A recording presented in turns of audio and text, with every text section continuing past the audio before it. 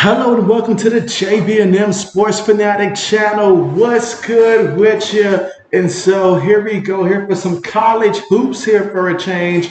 And so we're going to be looking at TCU versus Clemson. So far, both of these teams here undefeated so far on the season. And so we'll see which team remains undefeated in this one. But one thing for sure is that this one should be a close matchup there. Clemson currently ranked 24th in the country there, but TCU, they're trying to make a name for themselves here. And so this one will be good. It's here at Clemson. So this should be a fun one here. And so we'll get started momentarily here shortly.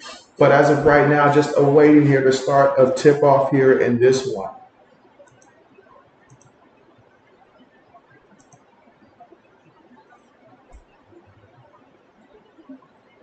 And again, Clemson versus TCU here. Clemson's leading scorer is Miller, who's averaging 15.9 points a game. He's a forward there, shooting almost 55% field goal percentage there from the floor and about 87% from the free throw line. And then you look at Clemson, they're led by their center, Hall, who's averaging 20.5 points per game, shooting at 55% out there in the court and about a 76.3% free throw shooter out there on the court. And so we'll see how this plays out. But TCU is averaging about 91.7 points per game, while Clemson is averaging about 79.3 points a game so far this season.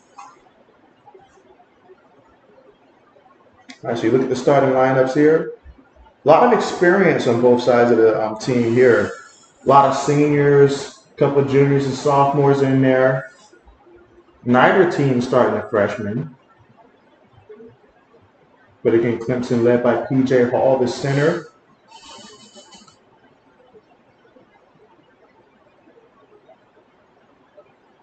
All right, so we'll be getting ready for the tip-off here shortly in this one.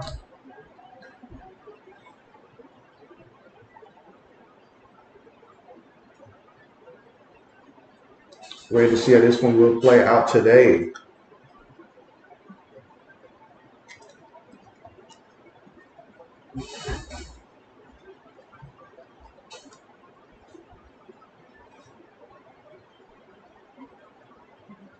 All right, again, both teams currently right now undefeated in this one, and hey, that's what we like. Two teams undefeated here. Got to go out here and prove it today.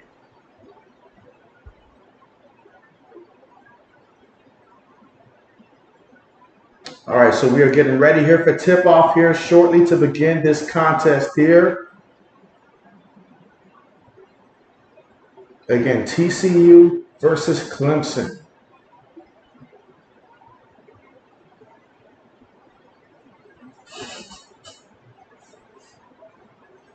All right, so here we go. Referee getting ready to throw the ball up for the tip-off. Both teams are lined up here. And let's see who wins this first possession. Ball's in the air. TCU comes away with the basketball after Clemson won the tip there, so TCU will get it first. Ball at the top. Working it around the perimeter here. Backside screens, he's got it. Posting up on the block. Has it inside. Makes the pass down low. He's going to kick it out. Again, Clemson playing tight defense there. Puts up the shot and gets that one to fall there. That's 2 points there for TCU. So they score in their first possession of the game. Now Clemson with the basketball. Nice pass there off the screen, and he's going to convert it there for the layup. So now it's 2-2 here in the first half of play between TCU and Clemson. Horn Frost bringing the ball up past half court. Gives it to the guard up top. Working it around. Got the center posting up down low. Again, working it around the perimeter here. Gets on the block again. Another tough shot from the block. This time he misses it. But they get the offensive rebound. Kicks it back up top. Three-point shot goes up. He misses it. But another offensive rebound here for TCU. And TCU puts up the difficult contested top shot. Misses it. Clemson comes away with the rebound here. Kicks it up court. Gonna run the offense. Oh, lost the ball. Turnover. TCU with it. Split defenders. Lays it up. He misses it, but there is contact, and that will be a foul. That's gonna send him to the free throw line here for TCU. Again, we're all tied up 2-2 here. But yeah, that last drive there by Clemson, got to protect the ball there. All right, so TCU's going to inbound the ball. Catches it off the inbound. Already a foul there. Ball's going to be going the other way. That's going to be a turnover. PJ Hall there with the turnover. All right, so Clemson looking to inbound the ball here. Point guard bringing it up court. Passes it off the screen. Tries to drive it there to the block, up under the rim. Nice behind the back pass to feed the big man down low and get 2 points there. Clemson up 4-2. Here in the first half, play with about 18 minutes and 8 seconds to go. Uses the pick, bounce pass inside there. Oh, almost an opportunity there to try to potentially make it a three-point play there, but he will head to the free throw line. Again, Clemson up 4-2.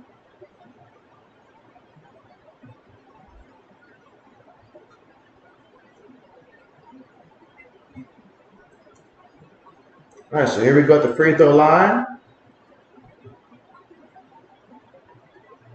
And the foul is on Joseph Girard. So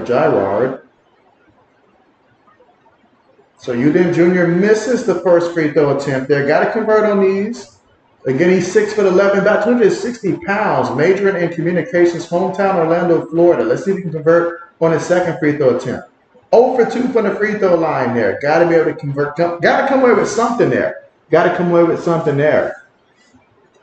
But Clemson with the basketball. Couple passes, quick passes, shoots the three-point shot, gets that one a fall. So Clemson's up right now 7-2 here. They're starting to find their groove offensively here. TCU with the basketball crossing half court here. Gets it to the wing, back up top. Working to the other side, now they got it on the block. Takes the shot from there. They like that block. And he converts for 2 points there. Now it's 7-4. Clemson up by 3. 17 minutes and 22 seconds to go here in the first half of play.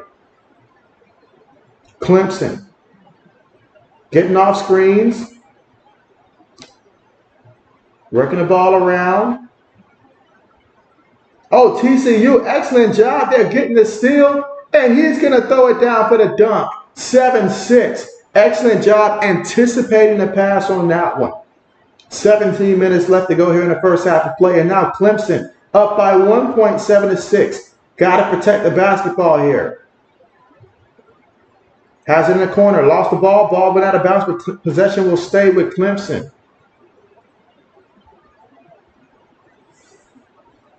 And so far in this one here for Clemson, it's Girard the third. He's got 5 points in this one.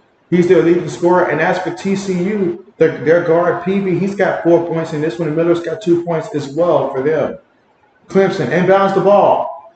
Tries to drive in. A little bit of contact there. Going to be a foul.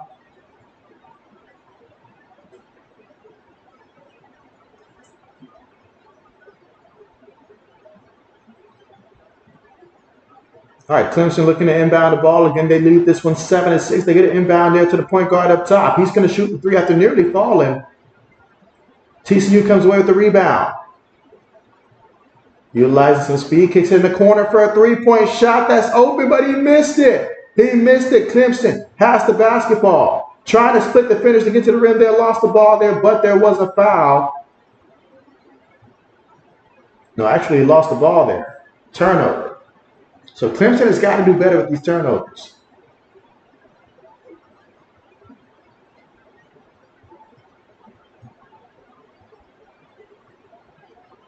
All right, TCU inbounds the ball. Defender meets him at half court.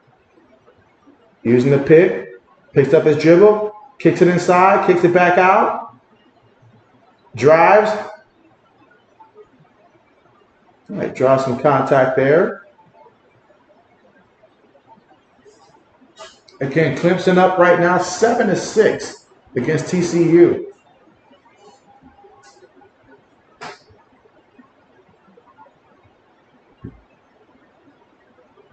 Here in the first half of play, TCU inbounds it up top. Makes the pass, pump fakes, behind the back. He passes it, the guard goes inside, puts it up there, and nice touch for the 2-point play to give TCU the lead in this one. 8-7 is the score right now. But Clemson has it on the wing. Nice pass in the corner, quick pass up top, drives inside, lost the ball. TCU another steal here. Can they convert? Can they cash it in? Lays it up. He misses it. And now Clemson with the basketball going the other way. Wants to slow it down here to run the offense. Again, got to protect the ball much better. Speaking of protecting the ball, he just lost the ball. And so TCU, nice finger roll there off the glass, a layup. So they are cashing in off of these turnovers. Clemson has got to protect the basketball because right now that is the difference in this game.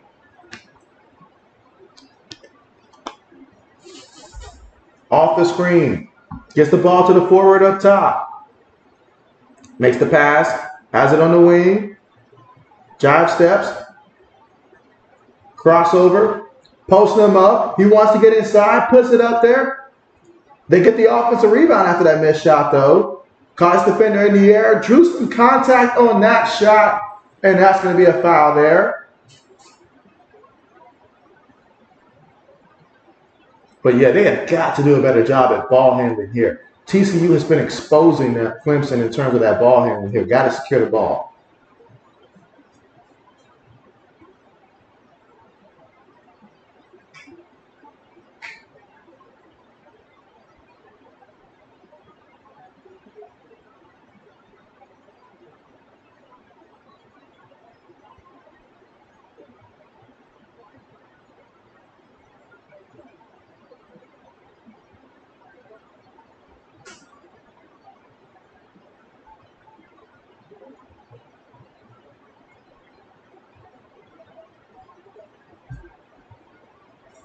And again, we're currently right now at the commercial.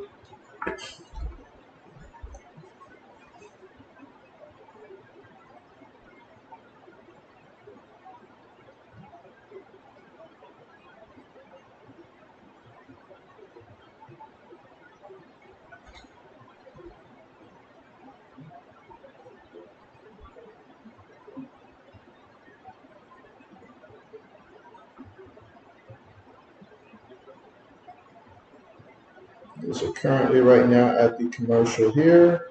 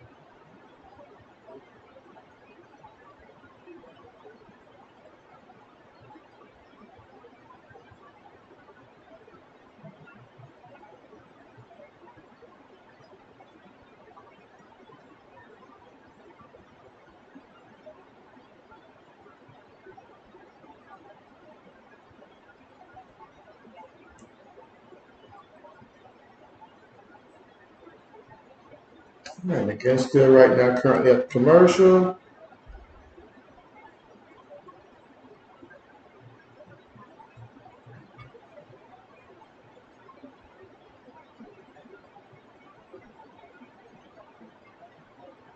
Meanwhile, I see Arizona's up on Wisconsin 68-48 in that matchup there in the second half with about 11 minutes and 29 seconds left to go in that one.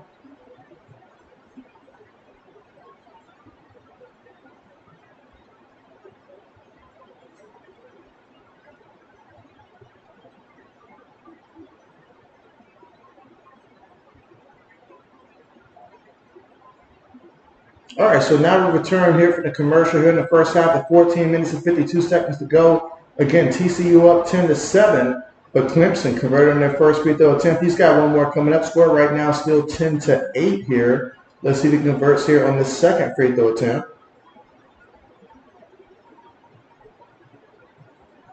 And 2 for 2 from the free throw line there for Clemson. TCU looking to inbound the ball, leading this one 10-9 here in the first half of play. Again, both teams currently right now undefeated on the season here. So obviously want to remain that way when it's all said and done. Looking to inbound the ball. All right, so Clemson going to meet these boys here at half court. Has it up top. Pass it to the wing. Drive to the basket. Push the shot up there. He missed it. Clemson comes away with a rebound here.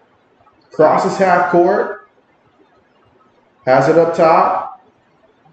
Makes the pass. Drives in. 2 defenders on him. Kicks it out. 3-point shot. He missed it. TCU comes away with a rebound here. And see, RC on aces. What's good? And RC says, JB, I couldn't leave you hanging, bro. What up? And so, hey, what's good with you? I appreciate that. I appreciate that. Oh, excellent pass right there. Had a little Euro step there. Then the underhanded pass there. My goodness. Nice shot there. And yeah, just making it do what it do. How about you, RC? The man of the hour. Horned Frogs with the basketball. Working it around. Takes the 3-point shot. And makes the 3-point shot. Okay, kids got some confidence to him right there. Okay, 13-11 here in the first half with 13 minutes and 35 seconds to go. Tigers with the basketball. How will they respond? Has it on the wing here. Guys working around the perimeter. Got to be careful now. They have turned the ball over a couple times here. Gets in the wing. Got a guy posting up here. Trying to make the pass there. I see what he tried to do. He tried to pass it there to the corner on the other side there, but great defense not allowing that to happen. But yeah, RC, how is life treating you?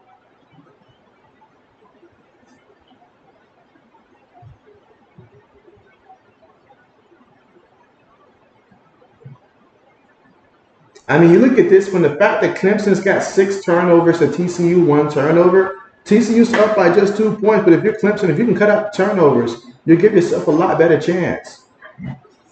But Horned Frogs with it, bounce pass. Guard takes the 3, missed it badly, didn't even hit rim. Clemson with it. Crossover, kicks it out. 2 guys on him, lost the ball again, another steal. And so TCU trying to draw the contact there, missed it, but the nice tip in there by the forward. And so now TCU up 15-11. And so Clemson, you got to get it together, baby. You can't keep turning the ball over. You just can't do it. Let's see, RC on Aces says, oh, JB, your boy did it. You said you went across 300 mark a couple days ago? You had 308 subs? What? That's what's up.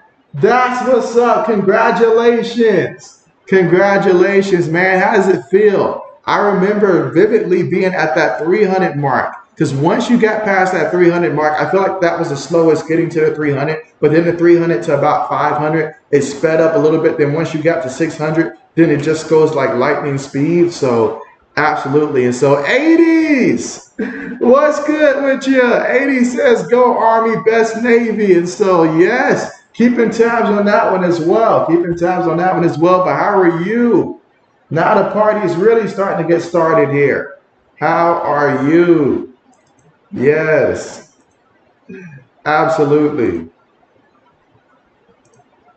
All right, and again, JB had to set up this stream at the last minute because I actually had the wrong time for the Arizona-Wisconsin game, so I ended up having to swap to TCU and Clemson, which is not a bad game at all. Both teams undefeated here. Clemson trailing right now 15-14, but Clemson's ranked 24. They're 8-0. TCU, they're unranked currently, but they are 7-0, so a victory can certainly change that. And so, but yes, we've got Christopher. Christopher, what's good with you? What's good with you? JB thought for a second that maybe I just picked the wrong game. It's nice to see everybody out. And again, we are at the commercial here right now, but the score right now, TCU up 15-14 here in the first quarter, first half of play. with 11 minutes and 52 seconds left to go here before the half. Let's see. RC says, JB, YouTube is all stop, starts, stop, go, start, go. The biggest thing is not leave your fan base hanging too long. People do run away, you know, and so yes. Believe me, I understand that. I understand that completely. Absolutely. Yes. Absolutely. Let's see. 80 says, Bill Belichick's dad coached at Navy. I added that to the list of reasons why you hate him. It's number 766. Wow, that's a lot of reasons, 80. That's a lot of reasons right there not to like a guy. But, wow. Didn't know it was that deep. Oh, man. Maybe that explains Bill Belichick's personality a little bit. Maybe. Just a little bit. Absolutely. But, yes. Is that game still at halftime right now?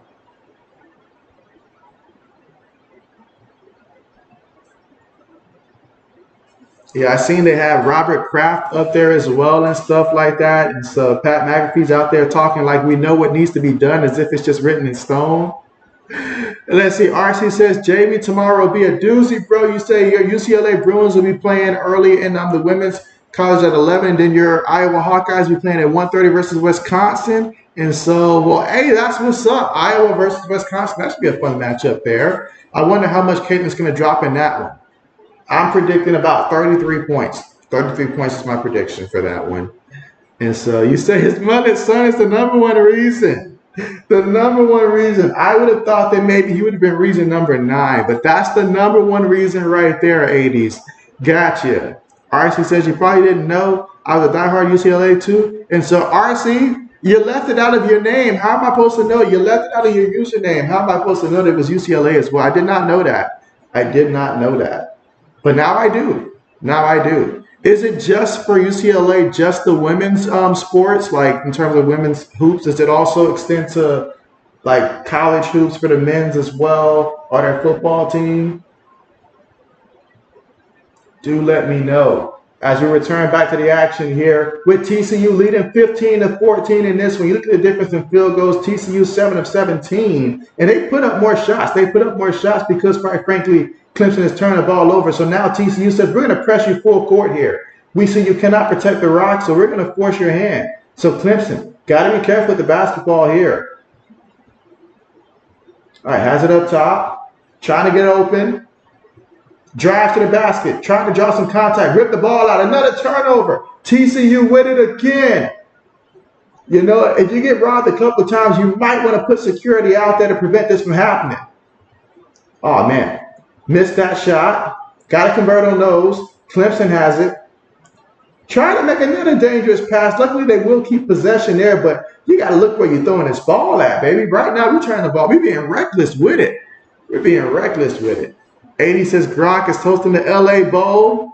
RC says, then tonight, JB, I'm pumped up. My Pacers play the LA. Hey, easy now. You said to determine the NBA in-season LeBron champion. And so I see what the Pacers coach did. He tried to hype that one up by talking about this is still prime LeBron. So basically, if you lose, you'd be like, oh, this is, prime Bron. Or if you win, it's like, hey, we beat prime Bron. I see what he did. All right, here we go. Clemson with it. Bounce pass, has it on the block. Steps back, puts a shot up, off the glass. Gets that one to fall, and some contact there. And that's how you do it. That's for TCU, baby. You got to hit some shots. You're getting all these turnovers, and yet you're trailing right now. You got to convert on some of these shots right now. Absolutely. But, man, we've got nothing but college hoops and stuff like that. What about Dylan Gabriel transferring, guys? How do you feel about that? Dylan Gabriel is going to be leaving Oklahoma for Oregon. That one caught me off guard. All right, TCU with the basketball. Has it up top, using the screen, makes the pass. Hands it off. Working it around the perimeter. Trying to drive in, but Clemson defense stifling that effort. And so that's going to be a turnover. They got you. Again, Clemson up right now 17-15. RC says, I know you're a Lakers fan, JB. Are you excited to lose tonight? And so we're not losing tonight. We are not losing tonight. All hands on deck. We're coming out. We're coming out firing. Best believe that. SM, what's good with you? What's good with you? Clemson has it. Working around the perimeter here. Has a guy posting up, but they feed it to the corner, drives in, kicks it to the other corner for 3. Missed it. And TCU comes away with the rebound here, and they're going to bring the ball up court again. 10 minutes and 12 seconds to go here in the first half. And so SM says the Halliburton is nice, but no way LeBron is losing in Vegas. He wants a team there after he retires. SM knows. He knows. What's good with you? Let's see. Reggie's laughing. What's good with you, Reggie? How are you? Clemson has it. Trying to get past his defender. Gives the ball up. Drives in, makes the pass. They have it inside. Can he convert? No touch on that one. TCU comes away with the rebound. We're all tied up. 17-17. 9 minutes and 35 seconds left to play here in the first half of TCU. Has it in the corner. Gets it down low on the block. Makes his post-up move. Missed it, but drew the contact there. That's going to send the big fella to the free throw line there. Let's see. All right, so RC says, who's this Otani dude that just clocked a gigantic epic bag in baseball, JB? JB doesn't follow baseball either, but you put a 10-year, $700 million contract across JB's face, and JB's going to see it too. I've seen it too. I was like, who is this guy? I've never heard his name before, but I know him now. I know him now. He is the man that I need to get in contact with and see about becoming his agent and stuff like that, but that's insane. That is just insane. I'm sorry, that's an insane amount. Somebody educate JB and let JB know, do you feel, was he worth every penny of that money? Somebody who knows baseball. And let's see, RC says, SM, don't at me like that. Reggie says he's injured as well and may never play. Is the story. Let's see, RC says, SM feelings were made to be hurt as it pertains to LeBron. And so SM says, Otani to the Dodgers. He loves it. He loves it. He loves it. Meanwhile, Clemson right now trailing as TCU is up 19-17 after those pair of free throws there. 9 minutes and 20 seconds to go here in the first half of play. Makes the pass inside, but lost it. Another turnover. Can TCU cash in? Bounce pass. And drew the contact there. He'll go to the free throw line. And so TCU doing an excellent job here, winning the turnover battle here. Just got to capitalize on a little bit more of that to help them get some distance here. Reggie says light flurries and chilling. Let's see. Let's see. RC says someone here tell me, is Otani good? Hey, I have to think that they're not paying that kind of money for someone that's not good. I would have to believe that. Braden, what's good with you? What's good with you? Braden might have been the one to write that contract, actually. Converts on the first free throw attempt. He's got one more free throw attempt coming up here for TCU. Let's see. 80 says JB is worth every penny. Well, JB is free, so that's why JB is worth every penny, because JB is free. All right, 21-17. Clemson with the basketball crossing half court, using the screen. 2 guys on him, gives it up here. Oh, man, they're having to really work here. Pump fakes, gets it in the corner, open 3-point shot, missed it, but they got the offensive rebound, so he kicks it out. Work to the right of perimeter again. Bounce pass. Him versus his defender. What does he do? Gets inside. Oh, excellent shot. Excellent shot inside. They're getting an easy bucket there. TCU with the basketball here. 8 minutes and 35 seconds to go here in the first half. Gives it to the forward up top. On the wing. Again, just working it around the perimeter here.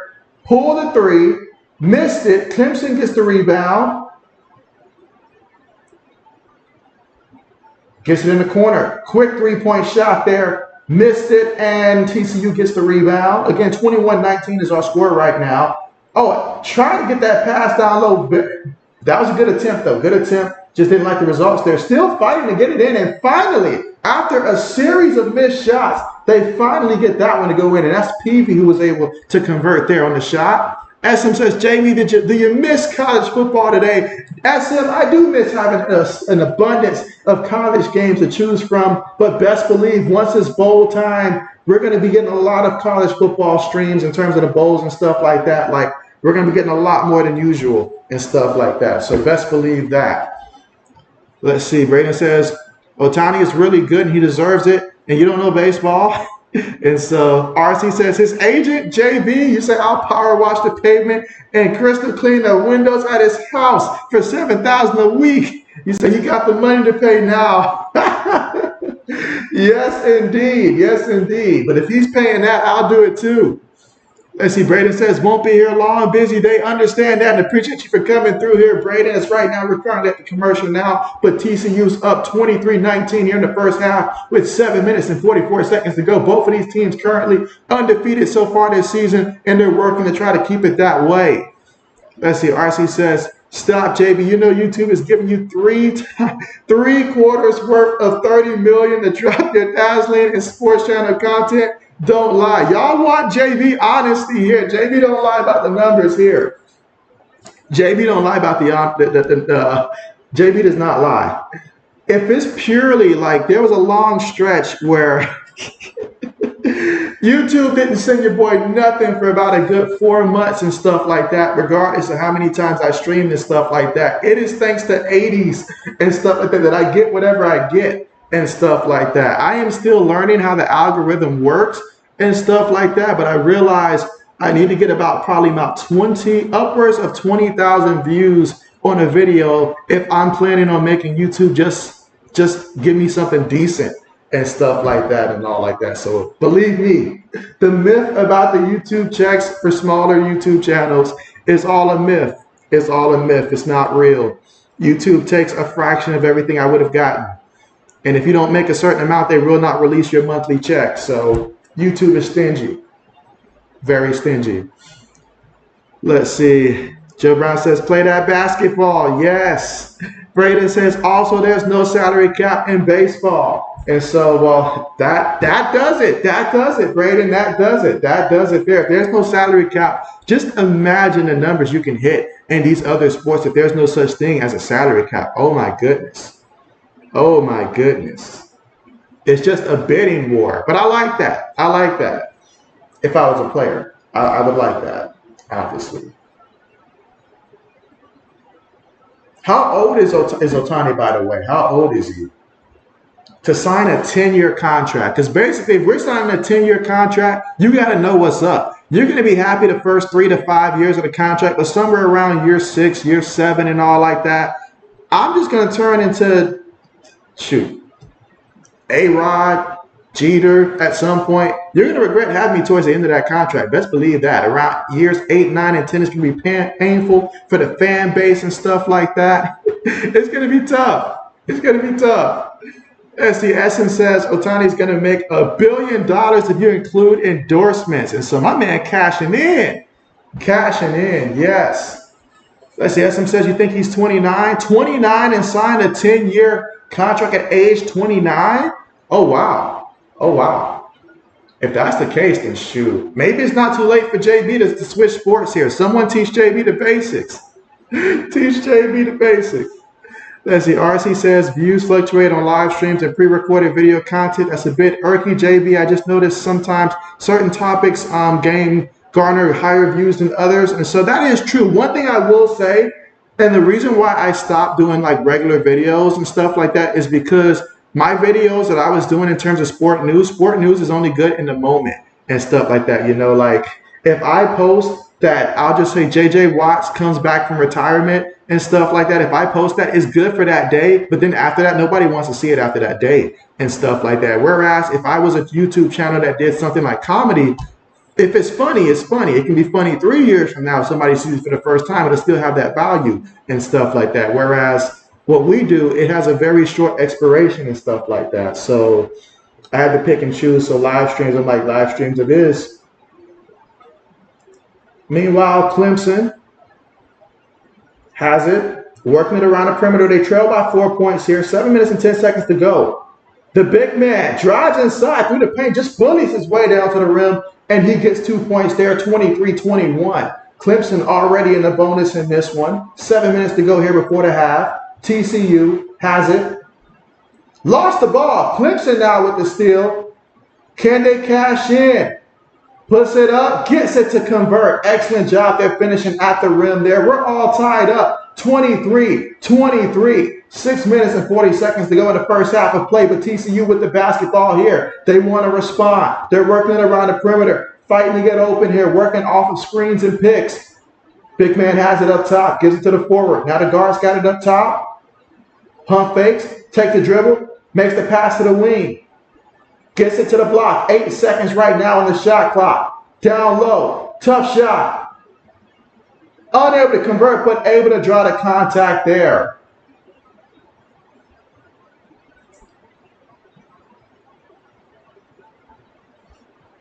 But excellent job just getting down low and getting good positioning. Sometimes that's half the battle. You get good positioning, you'll draw contact.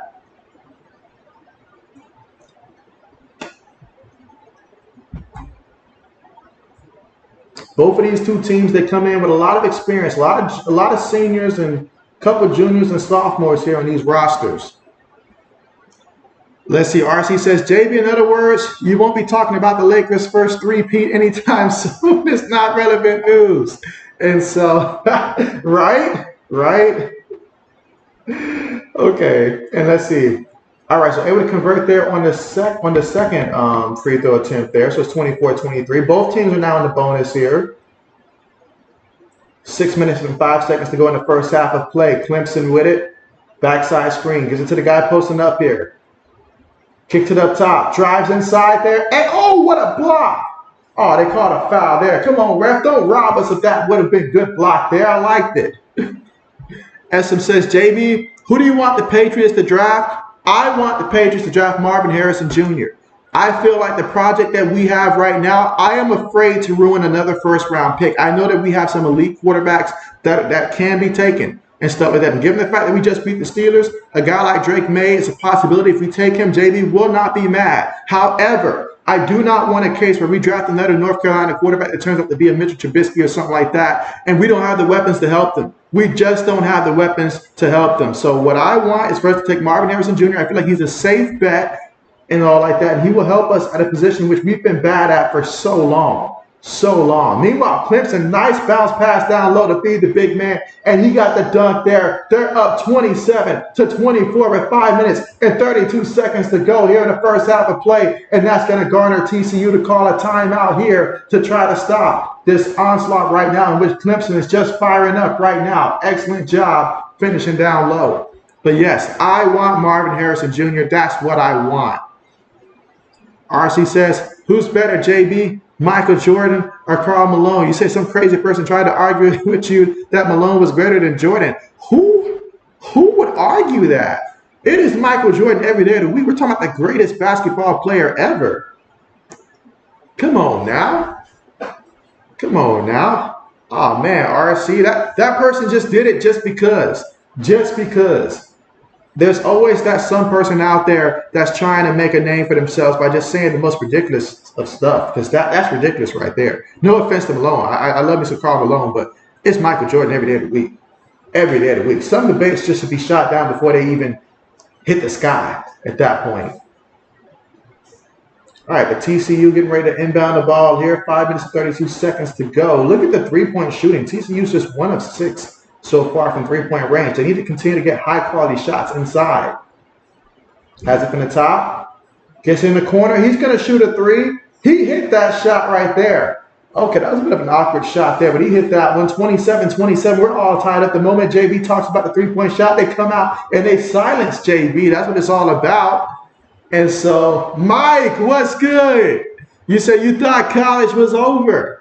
And so, well, we're looking at college hoops right now, Mike. This is college basketball with Clemson and TCU right now. So, first college hoop stream of the year.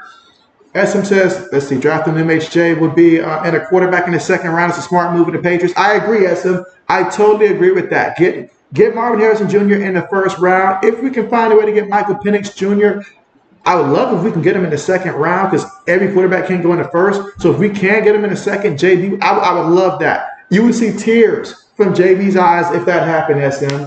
But most likely you'll see tears because it didn't happen. We'll probably end up drafting a long snapper in the second round. In the first round, maybe a linebacker or something like that. Meanwhile, TCU there. Our guy fell to the floor there. 4 minutes and 51 seconds to go here in the first half. Braden says, gotta go. Have a good rest of your stream, JB. I appreciate you coming through, Braden. You have a great rest of your day as well. Yes, and I know you're excited that your Packers will be playing against the Giants on yet another primetime matchup, but JB chose the Tennessee and Miami one for that matchup there. We've done quite a few Packers streams, so I was like, I got to choose a different direction here. Like, the Packers have been on so many primetime games this year. It's insane. It's insane. Let's see, Mike said that the Patriots play, and so they played on Thursday, Mike. They played on Thursday. Meanwhile, TCU missed the free throw. Clemson gets the rebound.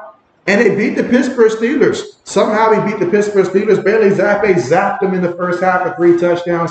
Didn't do anything in the second half, but it was enough. Those 3 touchdowns in the first half. Mitchell Trubisky pissed off the entire Steeler fan base. I know Carmichael was mad.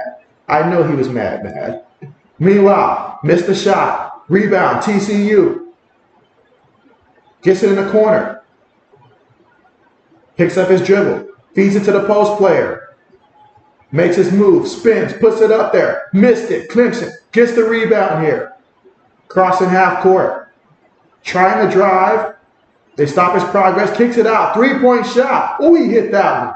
30-27. Clemson up by 3 in this one with 4 minutes to go here before the half. And that is Hall, their leading scorer, who's averaging about 20.5 points a game so far this season. Mike says, really? Steelers? Yeah, the Steelers, they're down bad. They're down real bad. When I say real bad, they're down really bad. They lost to the Cardinals. They lost to the Patriots in back-to-back weeks. Somebody check. If you know a Steeler fan, check on him. He's not doing okay right now. But in their defense, they don't have Kenny Pickett. But also, what was Kenny Pickett really doing for that offense? Maybe they should give Mason Rudolph a chance because Mitchell Trubisky just ain't it.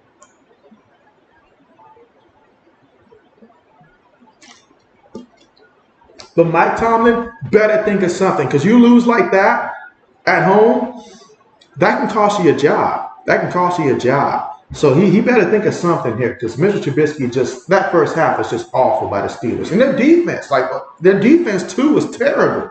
Terrible. And let's see. RC says, oh, wait, JB, you were supposed to do basketball today. I had thought so, LOL. And so, yeah, that's why we're doing this one here. That's why we're doing this basketball game here.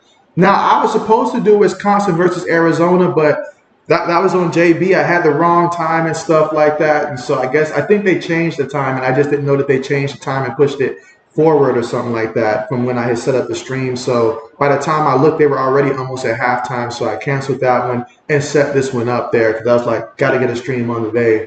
And so this was the replacement stream. But, hey, this turns out so far it looks like it's going to be a better game than the other one. I don't know what the score is right now with Arizona and Wisconsin, but when I last looked, Arizona was taking care of business. And they are the #1 team in the country, so I have to think that they're continuing to do the same thing.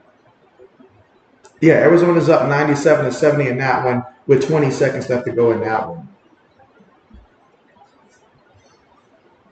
Let's see. SM says, the Steelers beat my Rams. Shake my head. I'm still mad about that game. And so what week was that? What week did you guys play the Steelers? Because I think I remember that game, but I can't remember what week you guys played them.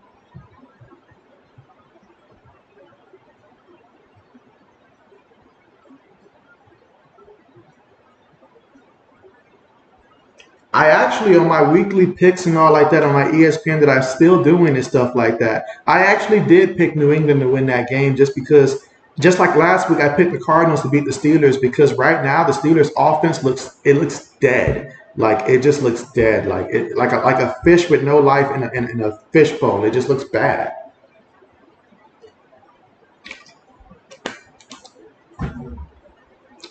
So I don't know what they need to do.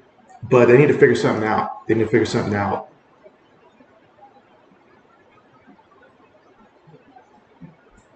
All right, I see Purdue beat Bama earlier today, 92-86 in college hoops. Again, first college hoop stream of the year. And, of course, once bowl season starts, we will start getting a lot of those, you know, bowl games and stuff like that here on this channel. Best believe that. I'll do my best to cover as much as I realistically can. RC says Arizona was beating them senseless. And so, yes. So maybe we dodged a bullet there. I tried to give Wisconsin some love there, but Wisconsin, they're embarrassing themselves out there. But it is the top team in the country there. All right, so we got Josh Beadle here, who's averaging 2.7 points per game. Converts on the free throw there. 31-27 is our score right now. Again, first half, 3 minutes and 41 seconds to go.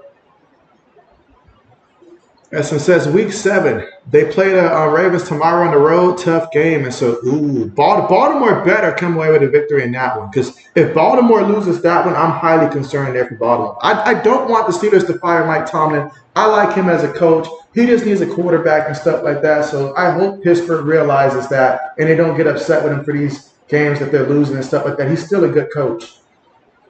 All right, Clemson. Driving inside. Missed it. Going to be a foul there. Mike says Buffalo stings. Buffalo plays Kansas City this week, don't they? Yeah, Buffalo plays Kansas City this week.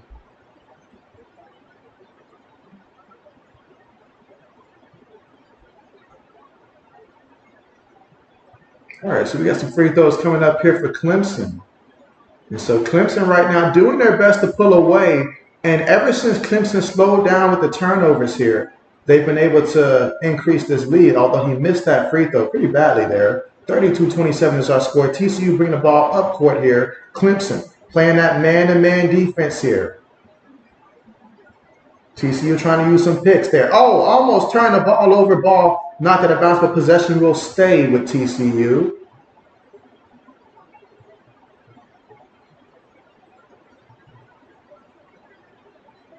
Absolutely. But it feels good to talk about a little bit of college hoops right now. You know, it does. Both of these teams right now undefeated so far this season, but this is where the fun begins at this point of the season. And so JJ in the building, what's good with you? JJ says, hey, JB, how are you? Mike says, Eagle fans freak out. All right, let's see. SM says, hard to see Kansas City losing 2 in a row, but the Bills can beat them. That should be a good game. And so I actually picked Buffalo to actually beat Kansas City right now. And so it's like you say, it's hard to envision Kansas City losing 2 in a row, but I do feel Buffalo does have a chance. And so I feel like if they can go out there and slow down, like, because Kansas City's going to need Travis Kelce. If Travis Kelce doesn't have a big game, they're not winning this one. And I think that they can do just enough to contain him enough. It'll be a close one, though. I feel like it will be a close one, though. But I'm taking Buffalo here. JJ says, and hey, all. All right, 3 minutes left to go here in the first half of play. Has it up top, working it around the perimeter here. Guys going off screens. Passes it high. Pump fakes. Still has it. Gets it to the big man, Hall. Bounce pass down low. Able to convert there. And that all started because Hall's vision there with the excellent bounce pass to get his guy the ball down low in great position. And he was able to convert. So now 34-29, TCU here trying to get something going. He gets blocked. Kicks it back up top there. Comes back in for the three-point shot. Missed it. Fighting for the rebound. Ball goes out of bounds. Who has possession here? Again, 2 minutes and 13 seconds here in the first half of play with Clemson up 34-29. JJ says, JB, did you see the Patriots won finally? And so, yes, JJ, I seen it. And I was like, so we choose to win so we can mess up our draft spot. This is what we really did. We went out there to win so we can mess up our spot in the draft. That's what we did.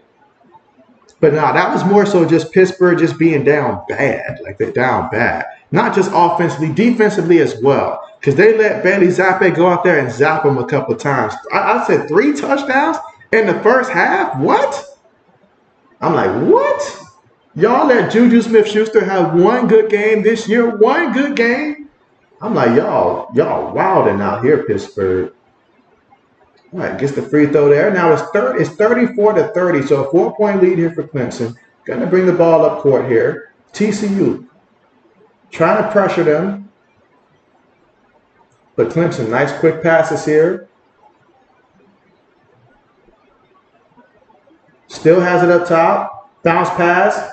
Makes the pass. Wide open 3-point shot, but he missed it. TCU comes away with the rebound. Down by 4 points. A minute 50 before halftime.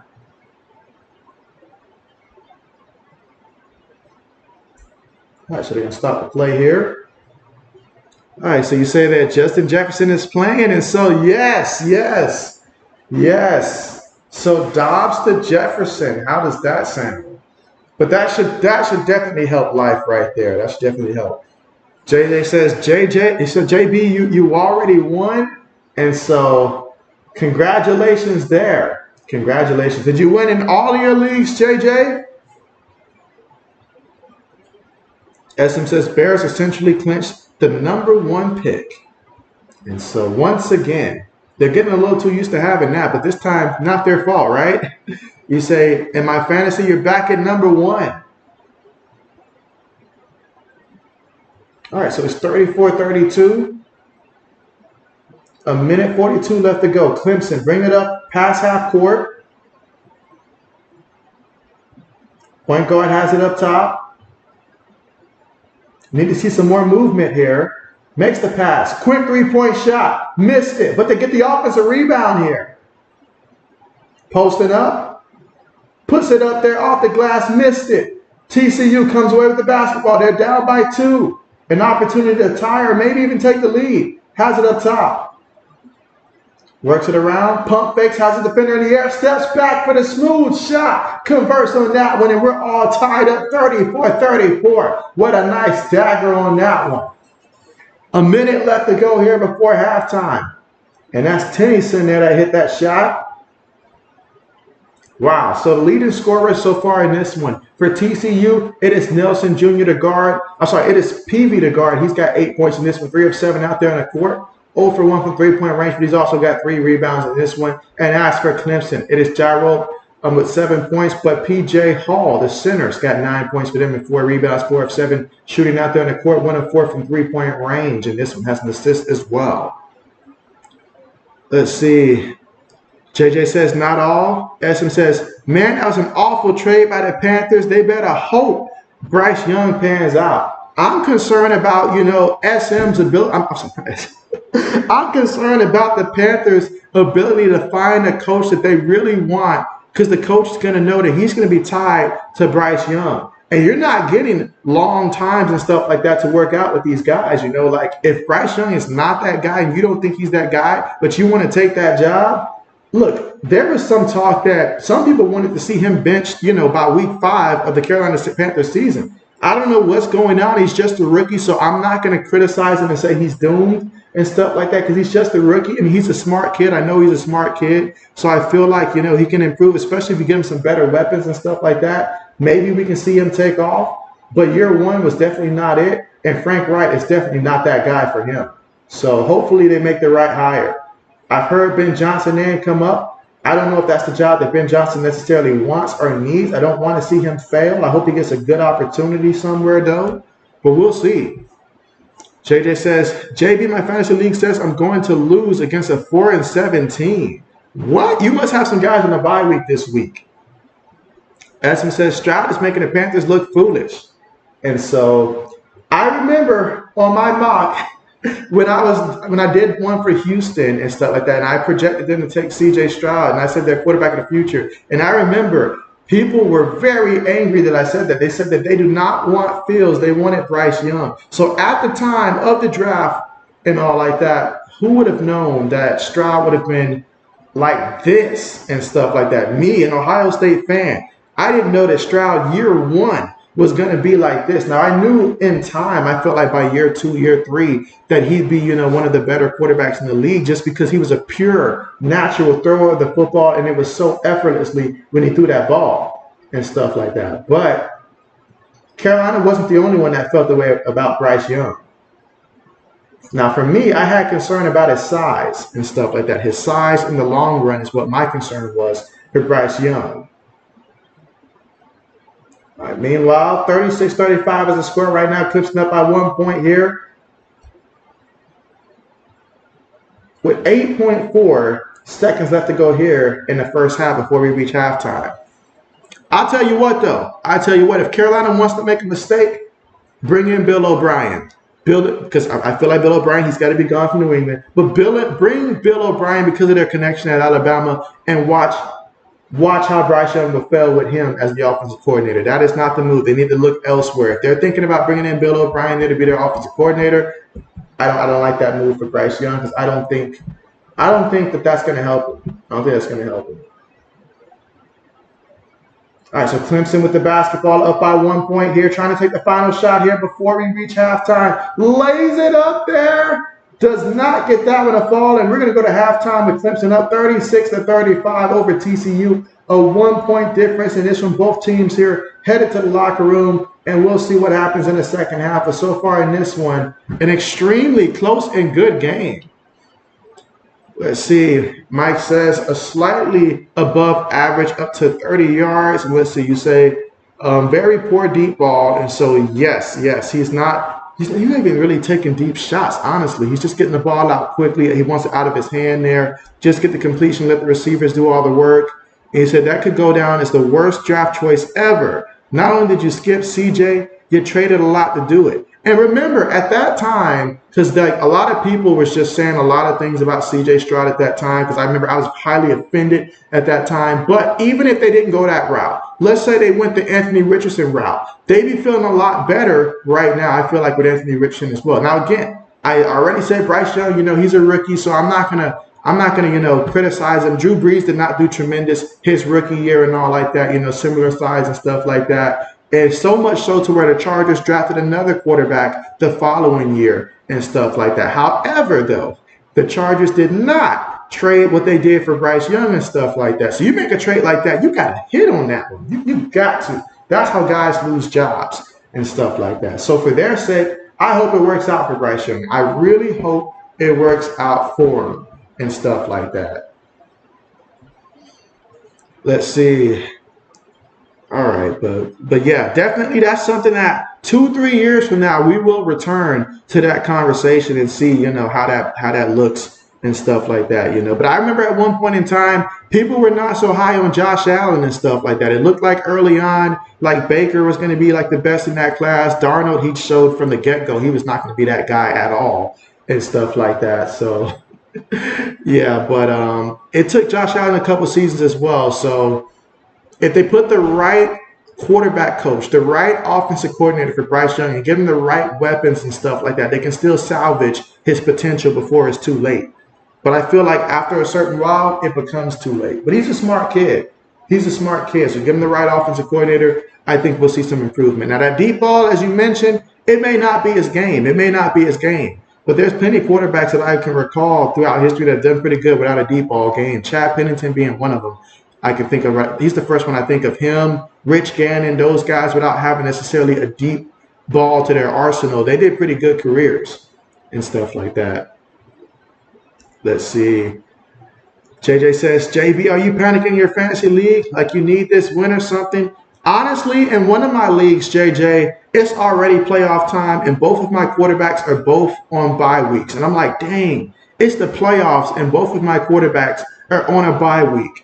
And so I had to go to the wire, pick up the best person I could and stuff like that. The kid for Cincinnati, just because he had one good game. And I got to hope that he can replicate that again and stuff like that. So got to hope that he can. So, yeah, so I don't expect to win that one. I was the last seed to get into playoffs and stuff like that. But if I can win, that'll be tremendous. But Christian Watson not playing, that's not helping me out at all. So I just need luck this week. I'm not going to lie to you, JJ. I need luck this week because it's a money league and stuff like that. So I'm going to need some luck. If I win this week, it is purely because of luck.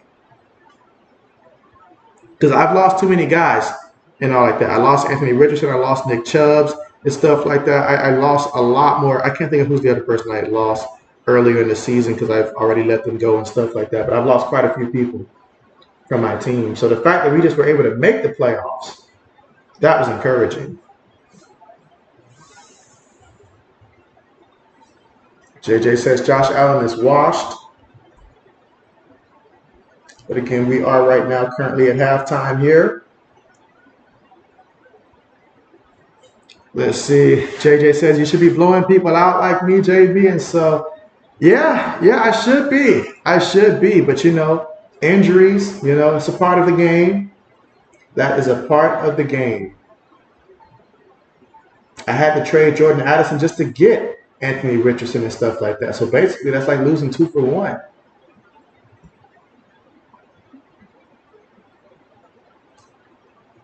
All right, but again, we are currently right now at halftime here.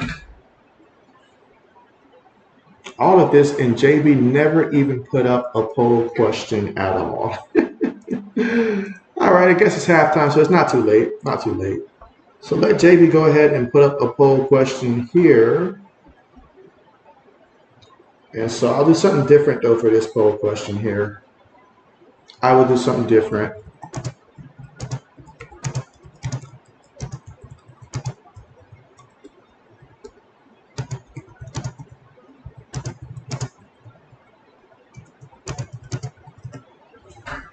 All right, JB's putting together a good poll question here.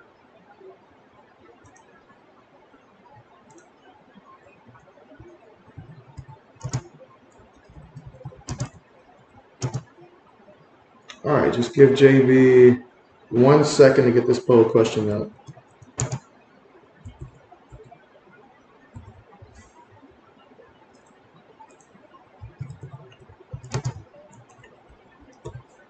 All right, it's been a while since I've asked this type of question.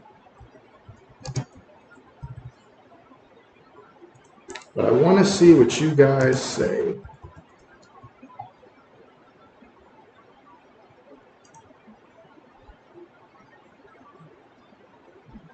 All right, poll question is officially up. All right, so Mike says, what is Mac Jones' future? Mike. I don't know that question because I don't know Bill Belichick's future. So I don't know. Because I feel like if Bill Belichick comes back, I think Mac Jones remains the quarterback. I think Bill Belichick uses that pick to hopefully draft Marvin Harrison Jr. and stuff like that. And the reason why I think he'll keep Mac Jones is because, you know, Bill Belichick is cheap. So Bill Belichick is not going to want to spend that kind of money. So I feel like he would bring him back 1 more year and stuff like that if he came back. Now, if we had a new coach, Mac Jones is gone and stuff like that. But I feel like if Bill Belichick came back, unless he drafted a quarterback, which I don't know for a fact that he will and stuff like that. But that is my concern. I don't know Bill Belichick's future with us, if his future is with us and stuff like that. So once I know Bill Belichick's future, I'll know better there. But Mac Jones, if he comes back, is purely just because he's on the cheap and just to hold the seat down and stuff like that, whether it's another rookie quarterback takes a little bit of time to learn and stuff like that, or we take JB's advice and draft Marvin Harrison Jr. to be our wide receiver and stuff like that. And then maybe in the 2nd round draft a quarterback, but still Mac Jones at least starts a couple games next year in that scenario. But if we get a new coach, scrap it all, move on from Mac Jones and so forth. But his future does not, like next year is at best his last year as a starter for some games. He won't finish the season then.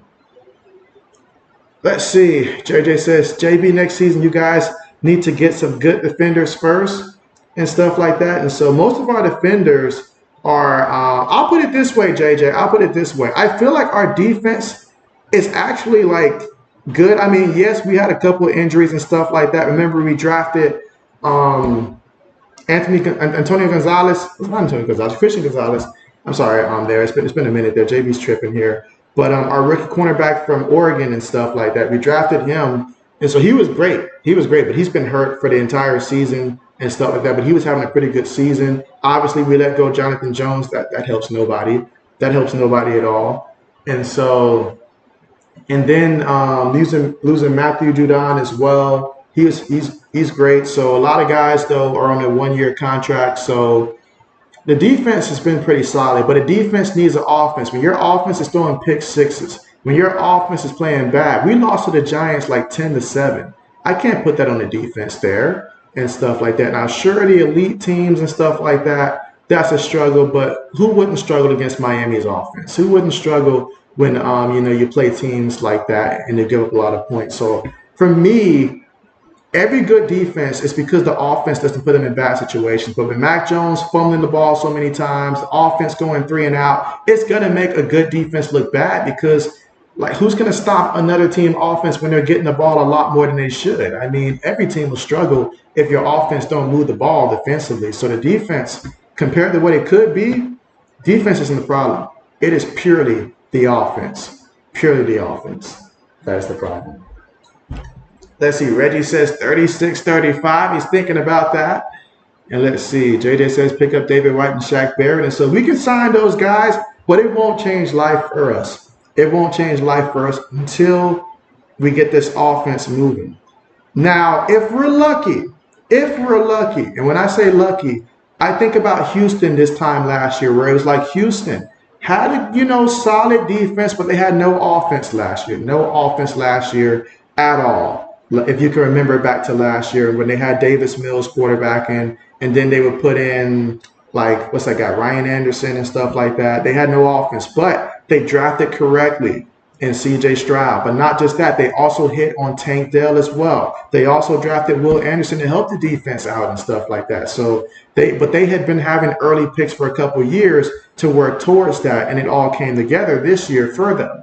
And so now the future looks very bright and stuff like that. So we have to follow a similar path. And we're going to have to hit on these draft picks. We can't go out here and draft another guy and miss on it. We can't do that. We can't do that. I was so afraid that last year we were going to draft that guy for the Chargers, Quentin Johnson. I was so afraid that we were going to draft him at wide receiver. I was so glad we did not, because to me, he looked like a bust at the college level and all like that. Now, I don't say that about a lot of guys. JB's not quick to call a lot of guys a bust, but to me, he struck me as one because he was a body catcher, which reminded me a lot of Calvin Benjamin. He had no separation and stuff like that. Was not a good route runner and stuff like that. So you look at his highlights, the only plays that he made, he wasn't open. He just was able to just go up there and grab the ball because he was bigger than the DB. And so that does not always translate well. And I hope the kid finds a way to work past it and prove me wrong, but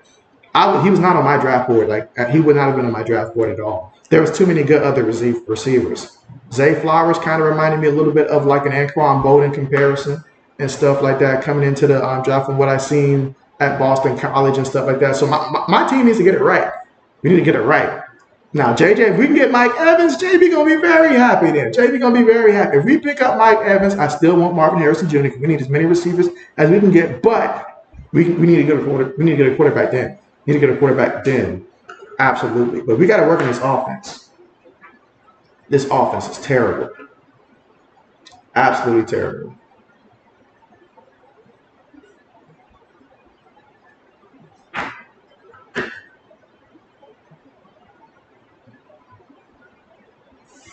How do you guys feel about the transfer portal for college football and all the news that we've been seeing about all the players just transferring and stuff like that? How do you guys feel about that? Some of the big names who have transferred. Right, and again, we are still right now currently at the halftime here.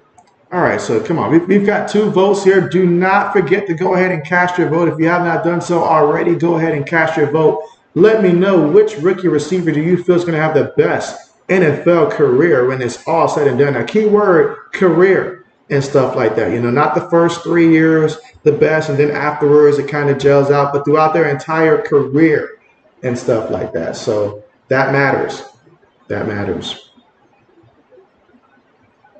Let's see. SM says, JB, would you be mad if the Patriots drafted Bo Nix? If it was with our first round pick, SM, yes. Yes, with our first round pick, yes. Now, if we took him later in the draft and stuff like that, JB wouldn't be mad. But I feel like he's someone that will be a better fit for the Giants and stuff like that. Now, I know a lot of people don't like the idea of Bo Nix and stuff like that there. But I tell you what, you draft Bo Nix, you better have one heck of a system in place. That's what I'm going to say. You better have a heck of a system in place for him that's going to allow him to thrive and stuff like that. Because you put him in a wrong situation, that can go bad. It can go bad. But I, for one, I don't hate Bo Nix. I've seen the improvements that this kid has made. I'm rooting for him. I hope he goes to a great situation. Just not my team. Just not my team. JJ says pick up Caleb. And so do we think that Caleb is going to be available at like pick 3? I have to think that the Bears are going to end up taking him with that first pick. I have to believe that that's going to be the case. If we're being realistic, I have to think that he won't be on the board by the time we pick. Unless Carolina decides to start winning, which that is not seem to be an option for them. All right, but now the start of a second half is about to be on the way here shortly. And look at the difference in field goal percentage. Clemson shooting 48%, TCU shooting 32%. Now both teams struggling from the three-point range. They're getting most of their points from the paint. Clemson 20 from the paint, TCU 14 from the paint. If I'm TCU, we got to come out aggressive, create more turnovers, give ourselves these extra opportunities, and just take high percentage shots. Keep taking high percentage shots.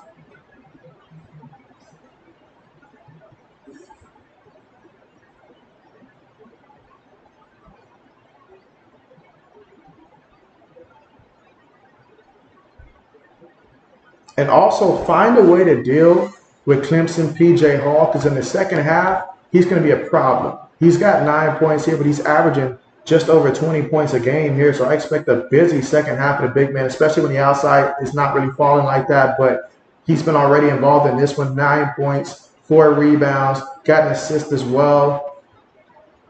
So we'll see what the second half brings.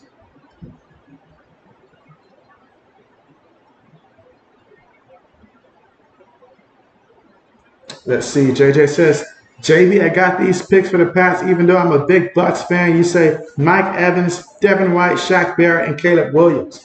And so that's going to take up a lot of like the salary cap. And do you feel like those moves alone will make the Patriots contend in the AFC? Because if not, and we sign those 2-3 year contracts, not to mention, I don't know why those guys will want to join the Patriots right now. They seem to be at the point of their career where they want to win now. So I would think that they'd want to go to a contender, someone who's ready to, compete now and stuff like that as well, is what I feel like, especially given how we've looked this year. It's not like years past where we at least were competitive and stuff like that. But this year we really fell off. Like we really fell off a cliff. All right, but Clemson puts a shot up there. Hall draws the contact there. It's going to head to the free throw line here, try to get the first points of the second half. I'm sorry, for Clemson. And let's see, SM says, I saw that Colorado got the #1 tackle. That's good for Shedeur. And so, yes, that is very good for him. That is what Dion needs right there. It starts on the offensive line. You want to know how good Colorado is going to be next year? It starts with that with the offensive line first, and then on the defense, they got to get some guys that can come in here and make some tackles and stuff like that. All right, converts in the first free throw attempt. Second free throw coming up here for Clemson. Again, this is PJ Hall at the free throw line in the second half here with 19 minutes and 13 seconds to go. All tied up 37-37, and he converts on the free throw attempt to make it 38-37. Clemson up by 1. TCU bringing the ball up court here. Moving with a sense of urgency. I like it. Nice pass there. Has on the block, kicks it out. Gets it in the wing. All right, guys standing around here. Yeah, you got to keep that. You got to keep moving around here. Like if guys keep moving around and get open like they want the ball. JJ says you'll hate it for them not to stay as Buccaneers. And so, oh yeah. But I feel like you guys keep Mike Evans though. I feel like you'll keep Mike Evans though. But man, imagine if you guys struck a deal with the Bears and was able to trade up for a guy like Caleb Williams. Imagine how crazy that would be. All right, so here's the shot there to make it 39-38. TCU up by 1 here in the second half. 18 minutes and 38 seconds to go. Clemson with it. Hall's got it up top. Gives it up. Gets it to Hall inside the paint. That's going to be a foul.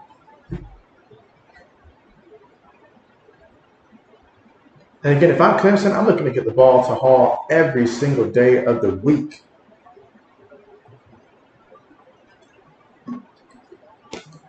They inbound the ball. All right, ball knocked out of bounds, but possession will stay here with Clemson. Again, TCU up right now, 39-38. Substitutions being made. JJ says we need a new coach.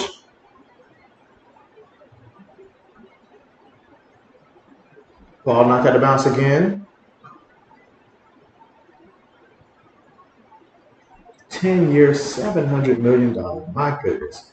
Y'all could have signed JB for that amount. All right. Makes the pass, drives inside, and oh, he missed that one. TCU comes away with the basketball. Bounce pass, takes on the contact, missed the shot. Clemson, rebound. 18 minutes to go here in the second half of play. Pump fake, passes it, gets it. Hall going to work. Hall, 2 guys in front of him. It doesn't matter. It doesn't matter. You can put 4 guys in front of him. He's still going to hit it. When he gets to his spot, it's on.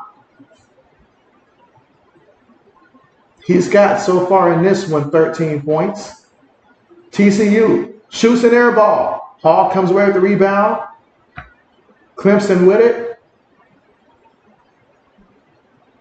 Takes a couple dribbles, 2 guys on him, kicks it back out. Hall, nice pass there. TCU tried to cut in front of it there, but that was an excellent pass there. Get the offensive rebound, keeps it alive, has it up top, tried to pass it down low there, and turns the ball over there. Opportunity missed on that one. Hunter with the turnover. And so Rising Rhino in the building. What's good with you? Let's see. Rising says, what's good, JB&M? You said Rising Rhino in the house. Yes, Rising, talk to me. What's good with you? How are you doing? How is life? And how is the channel? How is the channel? And what's the sub count now? SM says, is Will Howard good? I saw he might transfer to USC. Will Howard, he is good by by Kansas State measures. I feel like he is good. I don't know if for what USC is wanting to do, if he's going to be able to maintain that level, especially with the switch and stuff like that, going to the Big Ten and stuff like that. But I feel like, maybe with the weapons around him and better coaching, maybe he can, add that element there and take that next leap. But I'm going to be watching, because if he can elevate to the next level, that's what they need from him, to elevate, not to maintain where he's at now, because he's good, but they need him to be great and stuff like that. So I'll put it that way. He's a good quarterback, but they need him to be great if they're going to contend. Listen, JJ says, JB, how do you feel how would you feel to be a Bucs coach? I'd be happy. You put me in the state of Florida and stuff like that. You give me a team like the Buccaneers, so it's not a tough division and stuff like that. So it's doable and stuff like that. So I'd be happy.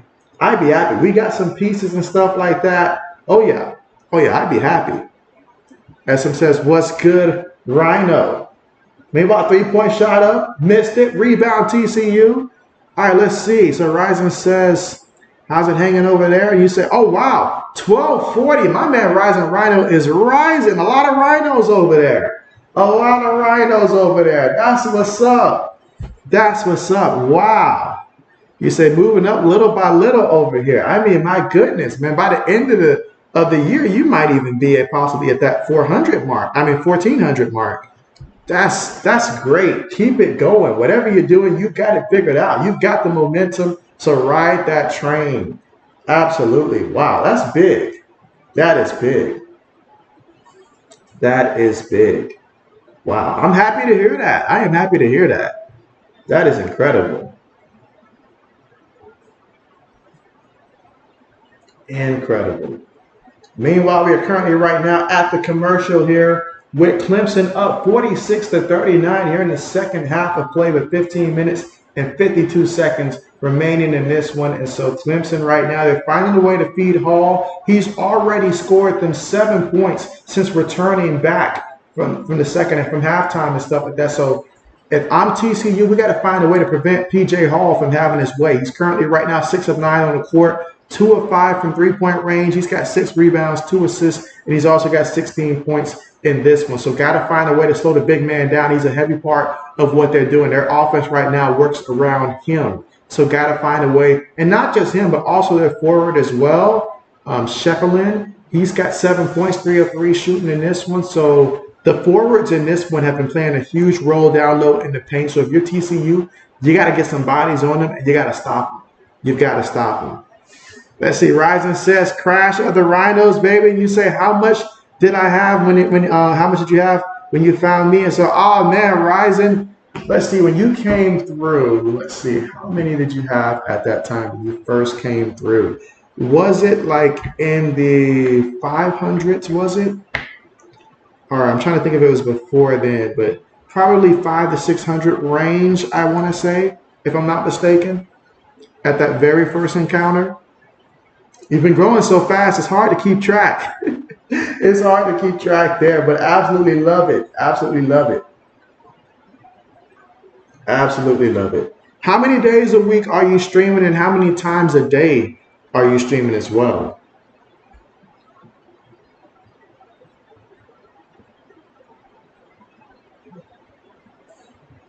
Again, currently right now at the commercial with 15 minutes and 52 seconds left to go. It was TCU that called a timeout as they trailed by 7 points, 46 to 39. And right now for TCU, Miller and Peavy have been their 2 best scorers so far in this one, and they've got to find a way to get a little bit more from the other guys as well. Miller's got 8 points. Peavy's got 10 points. And they've got to get some stuff down low too, because their center's got 2 points. And this one, Cole's got just 2 points there forward. So they got to get the other guys involved. And let's see, you say May, June, and you say, dang, and so yes. You say for 2 months, it was 9 to 10 a week, but it's down a bunch after the CFL ended, which helps a bit and having a little bit of a rest. And so, yes, it is always important to identify what times of the year are like the slower periods and stuff like that. But man, that CFL, like you was on it. You was on it. You was on it. Absolutely. Who ended up winning the CFL? Because like I stopped tracking it after my picks that I was doing for my like player props and stuff like that stopped hitting and stuff like that. I stopped watching towards the end once the playoffs started. But how did that actually play out? And so JJ says, JB, I need a challenge. Please help me. And so, yes, we've got to find you a challenger. We've got to find you a challenger. Absolutely. All right, so we got the referees here looking to check the replay to see if his foot was indeed on the line or not. That's the difference between 3 points or 2 points. Now, it looks clear as day to me that that was a three-pointer and all like that, but you never know what these officials are seeing. Again, that was official review there.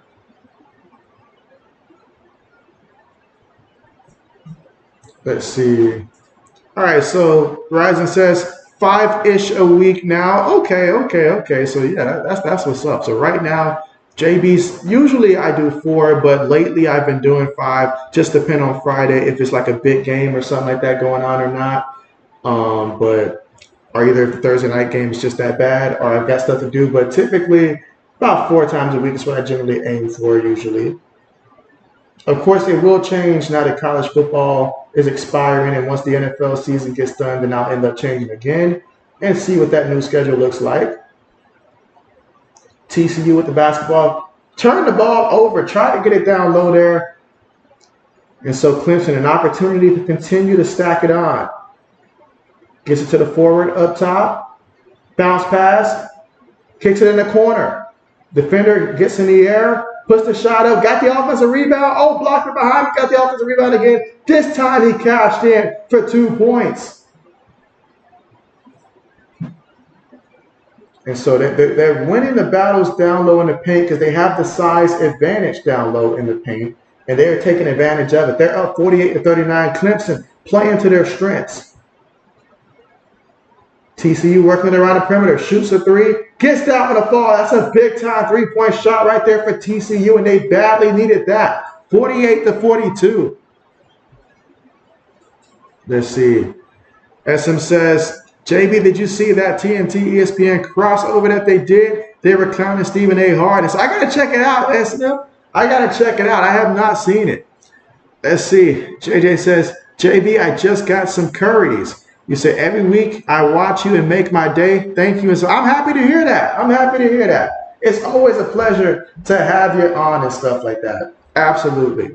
Absolutely. And so once we get past the college football bowl season and stuff like that, JB will get to the point where JB's able to actually think of some other stuff. It's just right now, JB is just, still on the job search and stuff like that. So still searching for that next opportunity. But once I find that job, the new year starts and the schedule starts to change, JB will try to add some more stuff. I do want to get some more interactive stuff to where you guys aren't just listening to me all day and stuff like that. So that way we can have at least something throughout the week, for that. But there's a lot of things that JB's got to consider right now. So I appreciate the patience for sure.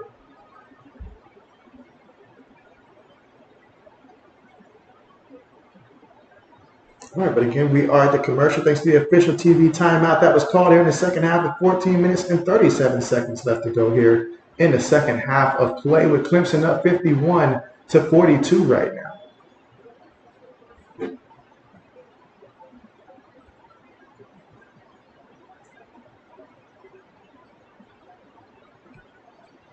JJ says 2024, here we come.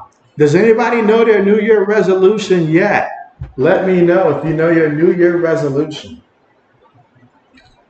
I'm sure for JJ, his resolution is to try to find a challenger.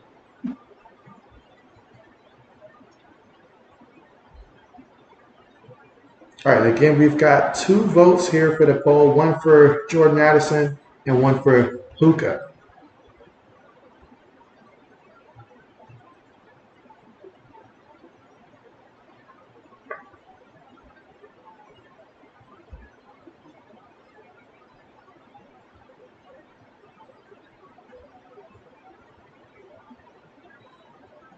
Let's see, Ryzen says 2024 is the year of the rhino. And so absolutely. My goodness. I mean, imagining where you may be like at the end of next year, I believe that you'll at least be in the 3,000s at this rate that you're growing at right now. I could see it a year from now being at the 3,000s and stuff like that. So absolutely, because you do a great job of like streaming. Like the CFO is definitely hot spot there and stuff like that because not as many people are doing it. So you do a great job with that. And then just the amount of times that you do stream and stuff like that. So I can easily see 3,000 more. It's like next year, I can certainly see that. So, and then who knows, once you catch fire and you keep it going, at some point, it's just going to shoot up. Like at some point, it is just going to start increasing by the thousands and stuff like that. So I could see that. I can see that. Ryzen says, I'm hoping 3K exactly, buddy. And so, oh yeah, no doubt. At the rate that you're at right now, 3K, like we should be aiming for 4K. I feel like 4K would be more of a challenge, but I feel like 3K a year from now, I feel like you'll definitely be there. Absolutely. You say, just got to fix your stupid audio situation, driving you crazy. And so, oh man, JB hates when the audio starts acting up. JB hates that. Hates it when that happens. All right. And he makes the free throw attempt there. So now it's 52-42. Up by 10 points right now. Clemson is leading this one. Both teams undefeated. Who will remain here the last 14 minutes and 30 seconds will tell us. But right now, Clemson on a 14-3 scoring run here. TCU, can they stop the bleeding? Makes the pass cross court. They got a guy posting up here, but they do not look down low very often. Kicks it back up top here. But before the shot goes off there, referee's going to stop this one here. The TCU, time to light a fire here. Substitutions being made. Horned Frog's going to inbound the ball. See if they can try to get an easy bucket here. Off the screen, gets it inbounded. 2 guys on it, makes the pass. Kicks it up top, works it around the perimeter here. Steps back, takes the complicated shot, missed that one badly. Clemson gets the rebound.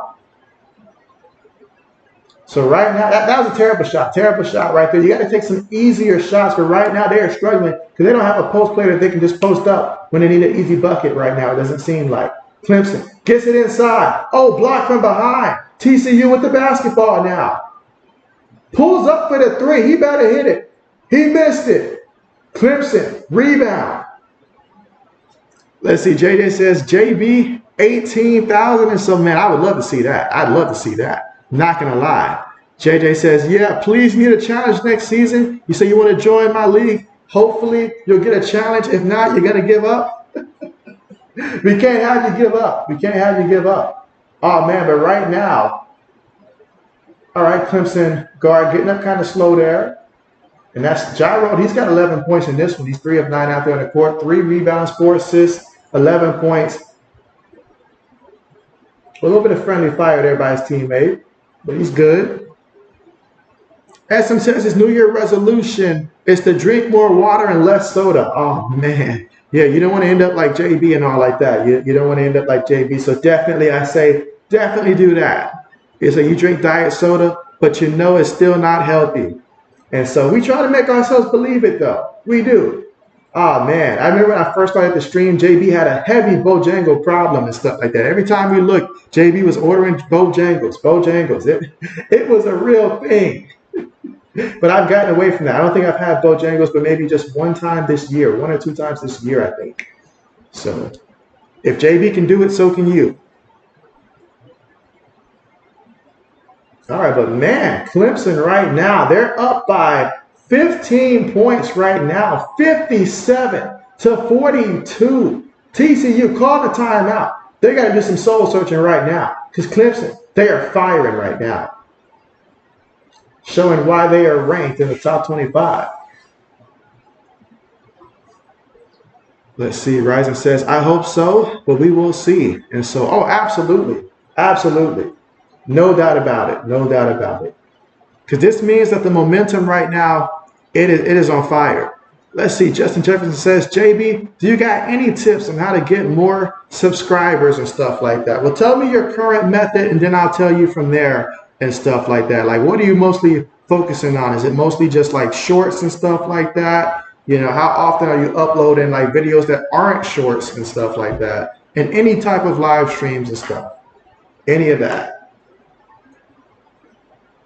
Like, I would also recommend in the earlier stages when I first was on YouTube before I crossed the 1,000 mark. I think I stopped once I got close to reaching the 1,000 mark. But I used to stream on both YouTube and Twitch at the same time.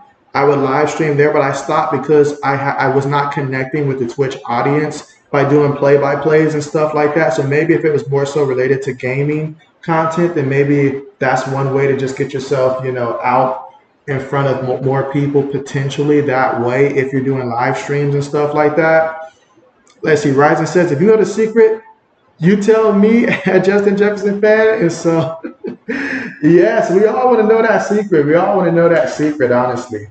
But the key is obviously being consistent there. You got to know your target audience and stuff like that. Like me, I know when I stream a college hoops game, I can expect the views is going to be less than 150. It's not going to exceed 200 views because most of my audience came to me for football because most of what I did when I posted sports news, it was football related and stuff like that. So if I'm focusing purely on the views and stuff like that and getting more subscribers, then I need to double down on sticking to that. Let's see, Ryzen says, how'd you build up from 1K to 2K just straight up streaming? And so at first, Ryzen, I want to say the first 1,400 was mostly me just doing a lot of sport news, like things like after the draft. I know everybody was going to be posting news about the guys that got drafted. I focused on the undrafted free agents and stuff like that, the undrafted rookie free agents, because nobody was posting about them. Jay in the Bay, I seen on his channel, he was covering the news about the, you know, international players that the NFL gave to like they gave an extra roster spot to like the Seahawks, 49ers, and all that. And they had players coming from Mexico and stuff like that.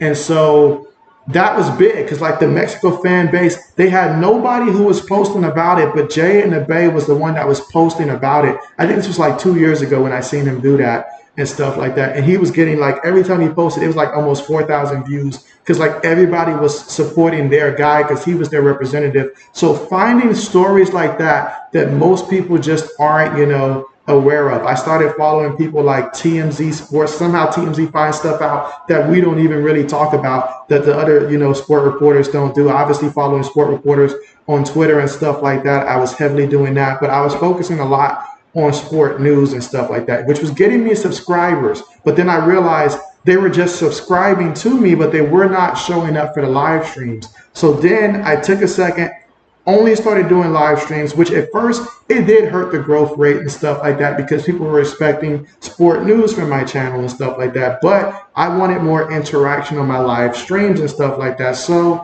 I focused and doubled down on that.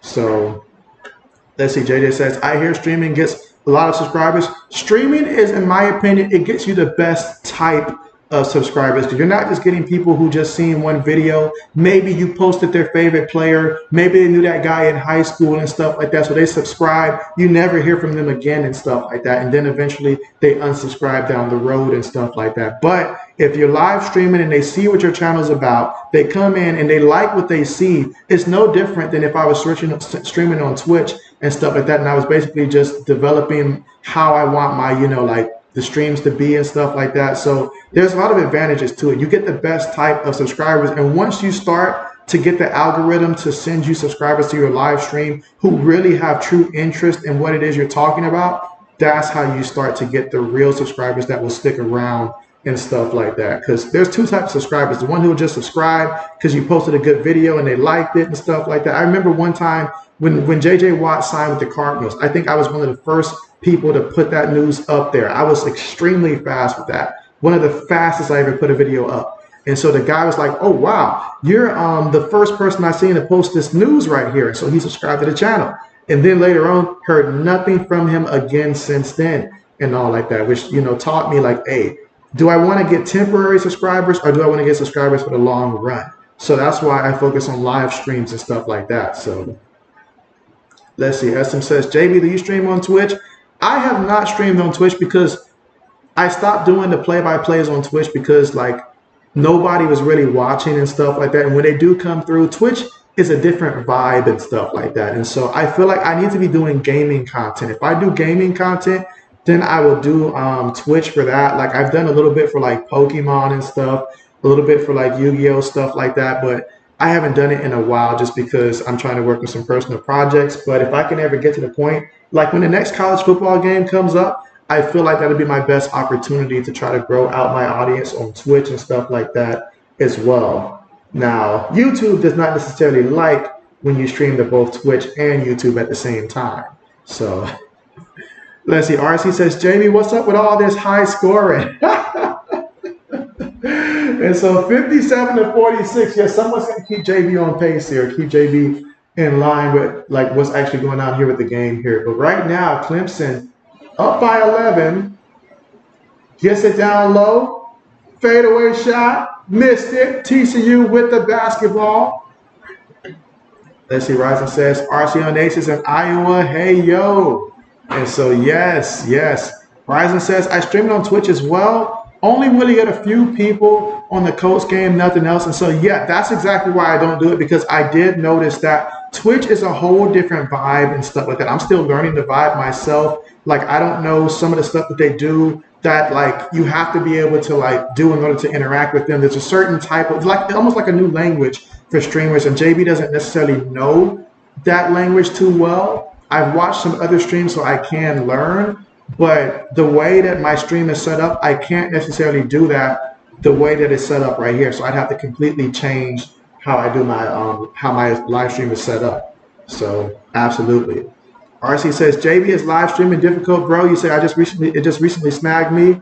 And so honestly, RC, the only time where it was hard was before I had you guys start coming in and stuff like that. Like before you guys started joining, before 80s first came in, old man Braden and stuff like that, when I didn't know if anybody was going to show up and stuff like that. You know, I can go through a whole first quarter, have nothing. That was hard.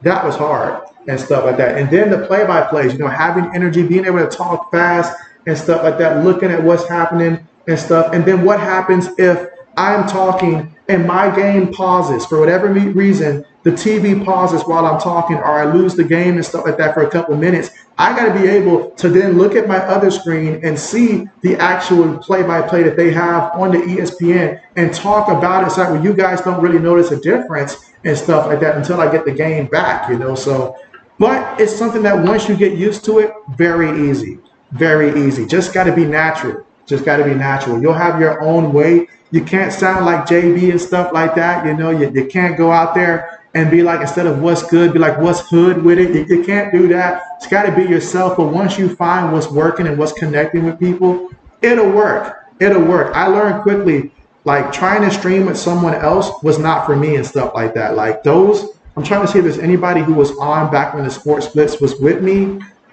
Let's see. I know old man would know, but when I first got started streaming, there was a couple of times where me and the Sports Blitz, we tried to stream together, but it wasn't working. It wasn't working because we had to think about, oh man, who says what and when and stuff like that, you know? And then if I'm in the zone, I have to stop, let him speak. And so it was just too much for two people to stream at once. I realized I can't do that. We're not in a live booth here. I can't do that. We might be seeing the game at two different pace and stuff like that also. So very difficult to do that as well. So that's why I do stream solo and stuff like that. Let's see. RC says, you can do a lot from a phone and tablet, but one can't do everything. That's the downside of smaller electronic devices. Spot on. Spot on. SM says, Twitch is cool, but definitely a different ball game. JJ says, JB, what is the average streaming time for, my average streaming time? For NFL games, it's about 3 hours and 30 minutes for NFL games. Now, for college football, due to the changes that they made with the clock not stopping, it's about approximately about 3 hours, I'd say. College hoops, maybe about 2.5 and stuff like that. NBA, probably closer to 3 hours, just about. So on average, we're looking at about 3 hours is the average stream time for me because I do play-by-plays, and so I don't finish until the game's actually finished. But the few times that I have done gaming streaming, oh man, I've streamed for about 4-5 hours until the last person's like, all right, JB, I'm gonna call it a night. And then I'm like, all right, I'll stop there. Because if it's something like that that's gonna keep me like interactive and stuff like that, then I probably can stream a little bit longer. Absolutely. Let's see, RC says, when it comes to subscribers, you gotta talk to sport lovers at work, online, social media, select family members. Basically, words of mouth still helps you get some subs. All subs matter. That's right. All subs do matter. That's right. And you're right. There could be someone that's listening in right now that's probably ticked off at me because I'm not talking about the game and the score right now and stuff like that. Whereas someone else is enjoying the fact that I'm talking about, the actual, like stuff, just having a conversation. Some people just come in just to interact and talk. The sports is just background, while others, they're like, hey, we want someone that's always going to be play-by-play no matter what. Now, I try to keep it balanced. If the game is getting one-sided, then I'll focus more so on, like the chat topics and stuff like that. But you got to be, able to be flexible when it comes to that type of stuff. There's going to be some people that's going to tune in. They're going to be upset because you're not showing the game and stuff like that. But you got to understand that's a part of it. But always set the tone. Set the tone and stuff like that of how you want your streams to go. I don't want anybody to come in that's legitimately trying to bully other people and stuff like that, or being disrespectful of other people's opinions and ideas, all that stuff. Don't want that. All right, let's see. RC says, Ryzen says, that's right, RC on the Aces in Iowa. Let's see, RC says, I'll be chatting with Rhino later on during the hockey stream. And so my man is streaming hockey, huh? I might need to come in through for that one there. I need to see a hockey stream. I need to see hockey in general here. Your boy needs to see hockey. So what time is that one on Eastern time? What time is the hockey stream for that one? Let's see, JJ says he's a gamer. Tomorrow will be your first stream. Word, your first stream for gaming. Okay, nice. And so do you have your setup in terms of like, are you going to be using Streamlabs or stuff like that? Do you have everything set up for that? But that's exciting. That's exciting. If you're going to be doing gaming, then I'd highly recommend packaging both Twitch and YouTube and stuff like that. And then you never know. You never know. You might end up taking off on Twitch and stuff like that. I've heard that Twitch is a lot easier to make money. YouTube is a grind for the long run. So if you're doing it and you're like, I want to make some money and stuff like that, YouTube is a long-term type of game. And when you're at the top, there's a lot, you get sponsors and stuff like that potentially. But Twitch, that is an excellent platform as well. I did do a little bit of research, and I do have some videos that I can share as well in terms of some stuff that I did research and stuff like that on to help me get started on Twitch as well. So, but I will say this, the game does matter. Because when I was streaming Pokemon, it didn't take me but 20 minutes and people just came through and they just followed for like just because I was streaming. They didn't stay, but they just followed just because. So the game, it kind of does matter. Let's see. But best of luck to you. Best of luck to you. RC on Aces says, JB, was your laptop super expensive? Do you have to spend a lot more at streaming, lighting? And I'll tell you what, JB did some things early on that I probably didn't have to do. If you look at my intro video that I have on my stream, the first video you see when you go to my regular stream, you'll see in the background, JB went and bought all kind of lights and stuff. I got a green screen that I had purchased. I even purchased a little camera and stuff like that. I went all out. I went all out. But honestly, it didn't cost me too much for that stuff. I probably got all of that from Amazon, less than about 70 and stuff like that for all of that. And it was about 2-3 lights and stuff like that, if memory serves me right. And so, but I end up using not any of it and stuff like that. I tried to use the recorder and stream, but it took forever to edit it and stuff like that. I didn't like it, or either it wouldn't record what I was saying, and I'd be frustrated because I'd have like hours of content that I couldn't use and stuff like that. And so all you need to stream at a high level and stuff like that is really, from my opinion, just invest in a good gaming laptop. Now, me personally, I spent about $1,500. Got me a good Nitro 5 gaming laptop and stuff like that, because it has to be something to where it's not going to freeze on you. You don't want it to freeze. It's got to be able to sustain the power that it's going to do while you're streaming. That's going to be so important. You do not want to be streaming and then it just fails on you and stuff like that, or either it starts lagging and stuff. You don't want to deal with that. So invest in a good, doesn't have to be a super extreme one. You can research some that are good, high quality ones, but definitely get you that. You get you a good gaming laptop one. It'll have its own camera and stuff like what I'm using here, my laptop camera and stuff. So I don't have the lights here with me anymore. They're actually in storage, so you can do without. You don't need the green screen, all of that stuff, unless you're someone that's going to be physically going out to like high school games, college games, and you feel like you're going to be out there in live action. Then yes, maybe you might need to invest in a good camera and stuff like that. So some advice with that. Let's see, Ryzen says, you're not good at hockey? And so I need to come through and see. I need to come through and see. Because I don't know I'm probably going to sound like the classic Madden if I did hockey. All I'm going to be like is just, boom, somebody got hit. Boom, somebody got hit again. There's a fight. World star. And that's about it. I'm just going to be the hype man. No commentary, no value, no nothing and all like that. Took a shot, he made it, or he missed it. That's it. Just really basic and a lot of energy. And so Ryzen says it's a long way to the top if you want to be a streamer. So long, so long, so long. And I'm just now getting an idea of what that looks like and stuff like that. Like, it is such a grind to get to the top. And it wasn't always like that. It wasn't always like that. YouTube used to be a place where you could go and you could necessarily just, like post a video, get a little bit of money there, but it's in an effort to keep the top, YouTubers happy, to make sure that they get their money. And hey, I don't mind that at all. It's a grind to get to the top there. Maybe someday we get there, but I'm enjoying what I'm doing here. But man, you want to start making money. People think it starts when you hit that 1,000 mark. It really doesn't. Like, yes, you're eligible to make money, but it may take you months to make money, because you have to have a minimum of $100 and stuff like that in order for YouTube to even write you a check and stuff like that. So you might get that, depending on how much you're streaming, you might get it every other month. When I first, crossed that 1,000 mark and I was streaming on a regular basis and I was also doing sport news, I was getting it every other month and stuff like that. Now, when 80s came, because of 80s, and its generous donations, that sped things up and stuff like that. For a good solid time,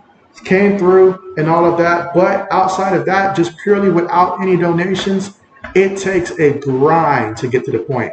Like that video I had with 2,400 people came through, that video right there alone generated upwards of $120 right there. I'll tell you that right there. That video alone with 2,400 views, upwards of $120. Other than that, the most I've probably seen from one video might have been about $5 or $6 and stuff like that before YouTube took it out and stuff like that, before YouTube took it out. So that tells you the difference right there. My normal streams, I'm probably seeing, if it's a good stream, if it's a good audience, maybe $2, $3, $4, $5 and stuff like that. But that one video right there showed me, like, if I was thinking about the money, that's where I need to be at and stuff like that. So that one stream where we had over 2,400 people view and stuff like that. So that gives you a strong insight on where you need to be if you're serious about trying to make money on YouTube. So that lets you know the kind of grind there. Because if you're going to have 2,400 people to view it, not subscribers, to view it,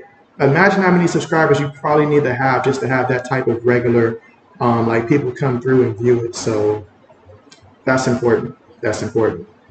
Let's see. JJ says, I got to get up early tomorrow to stream at 7:45. SM says, which bowl game are you most looking forward to next Saturday? So for next Saturday, let me take a peek at next week's Saturday schedule, matter of fact. I'll get back to that one. Let me look up next week's Saturday schedule real quick so I can get you that answer, SM. But that's a good question. Let's see. Ryzen says ACDC style. Let's see. RC says, Ryzen Rhino is the Bruce Wayne. Everyone just climb up his Batman cape to nonstop lavish YouTube success. Yes, RC says, JB, I told you right. A content creator got nasty, demanding super chats, donations, membership, exclusive, or else he'd give the Sub-Zero acknowledgement. So yes, I personally don't like that. I feel like if you're going to be in that type of way, like, this is not the platform for that at all. Like there are people, I guess, on Twitch who have it set up to where it's like you have to be a member only to view and stuff like that. But that's not the way to go there. That's not the way to go. You don't want to put your image in that light, and people are taking their time to watch. So absolutely, JB will not be doing that. JJ says, JB, I might leave early today because I have to do some stuff. Understand that. And let's see. Ryzen says, how many subs? And so, oh man, how many subs? For what? To get to where you're averaging about, let's see. Was that question for JJ? Sorry, JB got a little confused there while I'm talking. But again, if you're listening in here and you're like, Brett, what's the score? The score right now is Clemson 62, TCU 54, here in the second half at 7 minutes and 33 seconds to go. All right, so JJ's got 74, and so, okay, 74 right there. So definitely, I will say this. It also will help once you get comfortable streaming and stuff like that, JJ. If you know some other, subscribers or other YouTubers who are also, early in the game as well, to do some collabs and stuff like that where you guys, take turn, subscribe, like just live streaming together and stuff like that. If you're focusing on, Vikings, Justin Jefferson, then all of that, Absolutely. Listen, you said how many subs for what you're talking about before? You missed what you said. And so, yeah, in terms of how many subscribers to get to the point where we're averaging about 24,000 like views in a stream. Whew, I anticipate because usually, since I'm usually getting anywhere between 600 to, I'll say anywhere between 400 to 1,200 usually. It's about a typical stream in terms of what I get, and I'm already at like 2,000 something. So I would have to guess if you're going to get 24,000 views, you might want to have about at least upwards of about 35,000 subscribers, closer to that 40,000 mark. So I would say that. So that's probably really the goal if you really want to consistently start making money. And also, you might want to also consider if there's anything that you can offer in terms of any type of knowledge that you can offer to the sports world that's something that doesn't have an expiration date. What I mean is it's going to be good today, it's going to be good a month from now, it's going to be good 3 months from now. It's something that, that can help you. Like there are some people that, for example, they have help videos and stuff like that, So if you can find something that's going to present value, that's going to not have an expiration, that can help you with your video continue to get more and more views and stuff like that. Let's see. RC says, JB, please don't get any half-cooked ideas about turning on subscribers of at least 25 days. Mo. That would be insane. That would be insane. That would be insane. And so, nah, JB is not like that at all. At all. Let's see, Ryzen says 30K subs. You say, damn, so far away.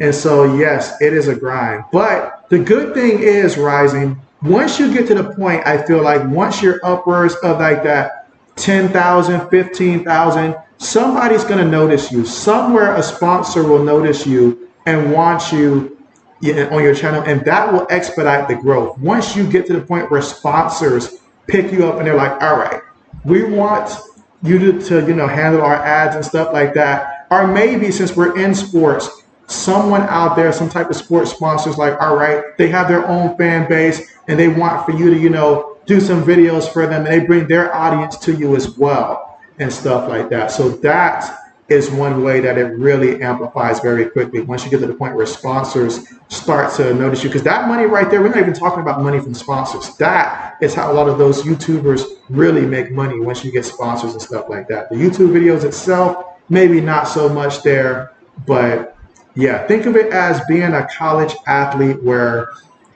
the more sponsors you have, that's how you'll make your money. Yes, the school will cover your fees and stuff like that once you hit that 1,000 mark. That just means you can be a YouTube partner. You have a ticket to run in the race officially now with the watch hours and stuff like that. But to make real money, oh, you got to do that.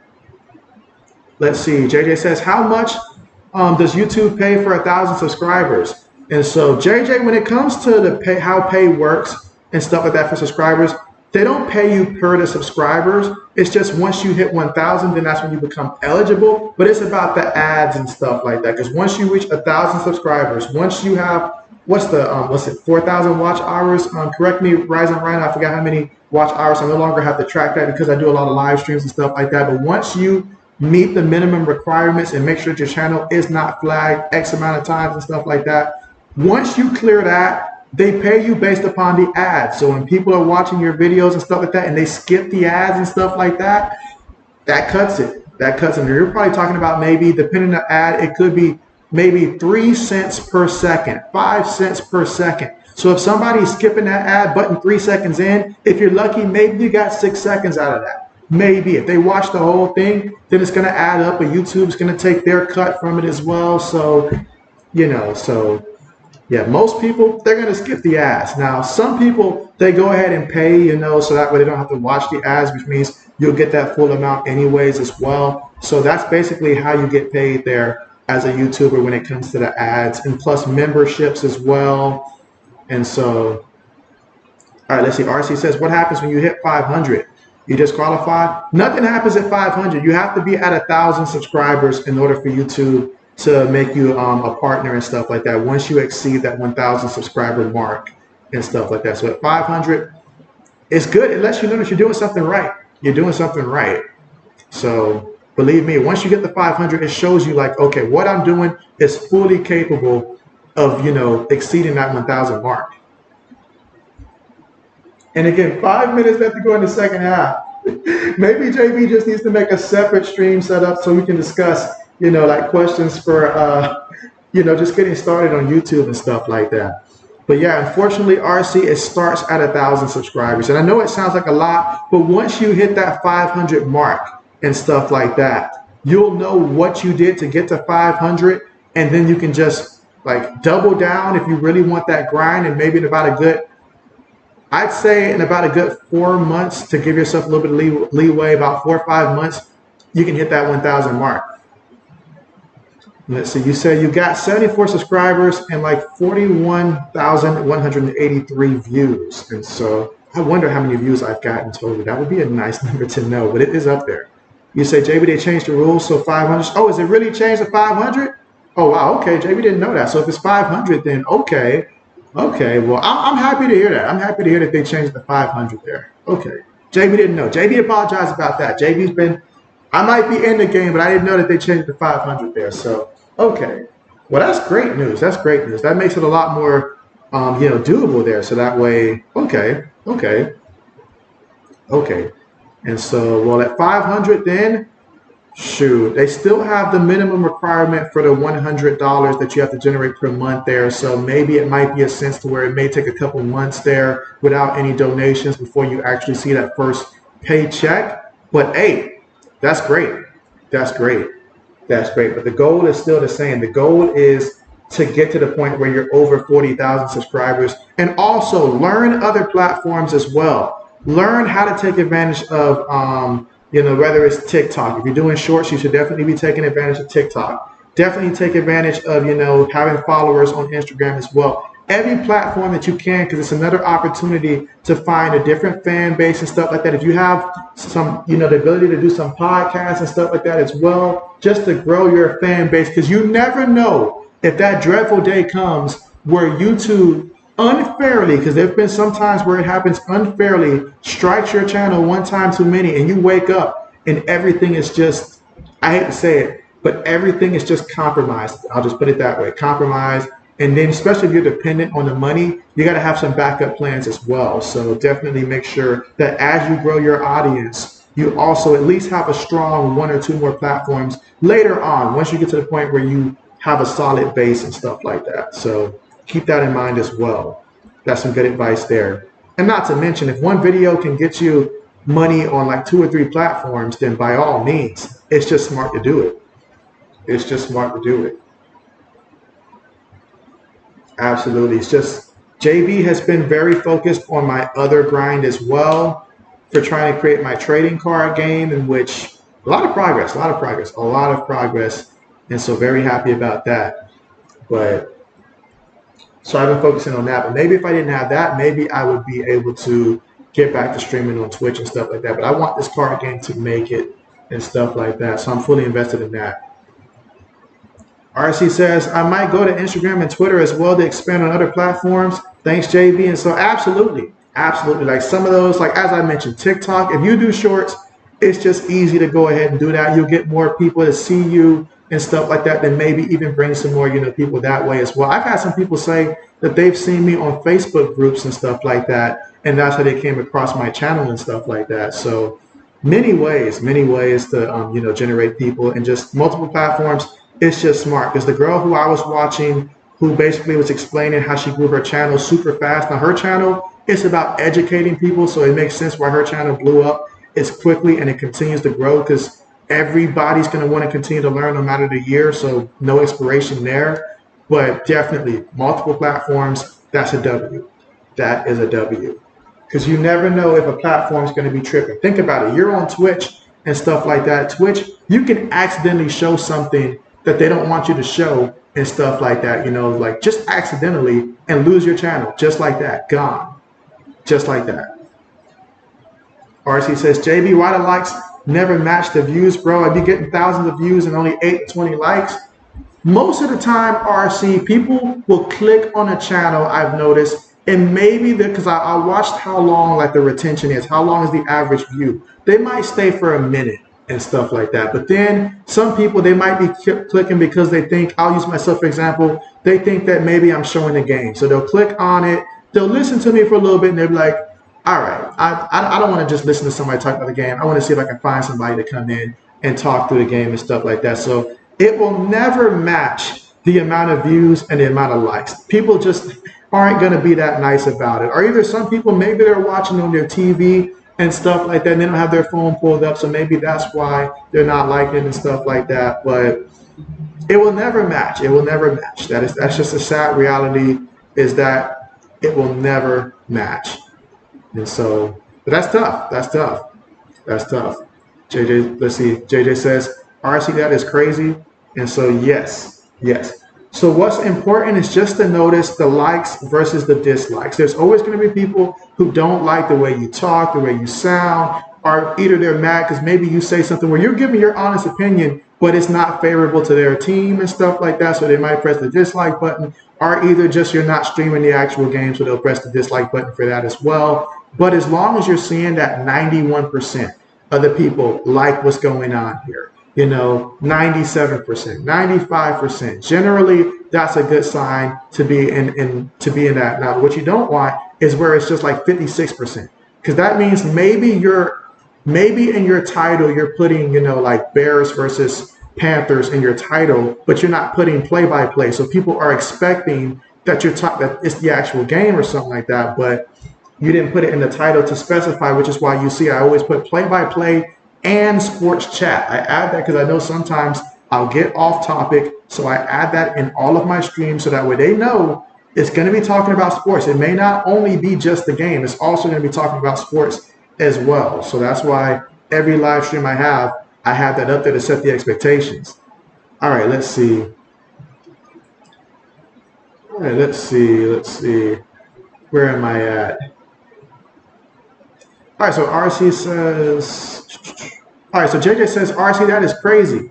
RC says, anything is possible, like KG said, JB.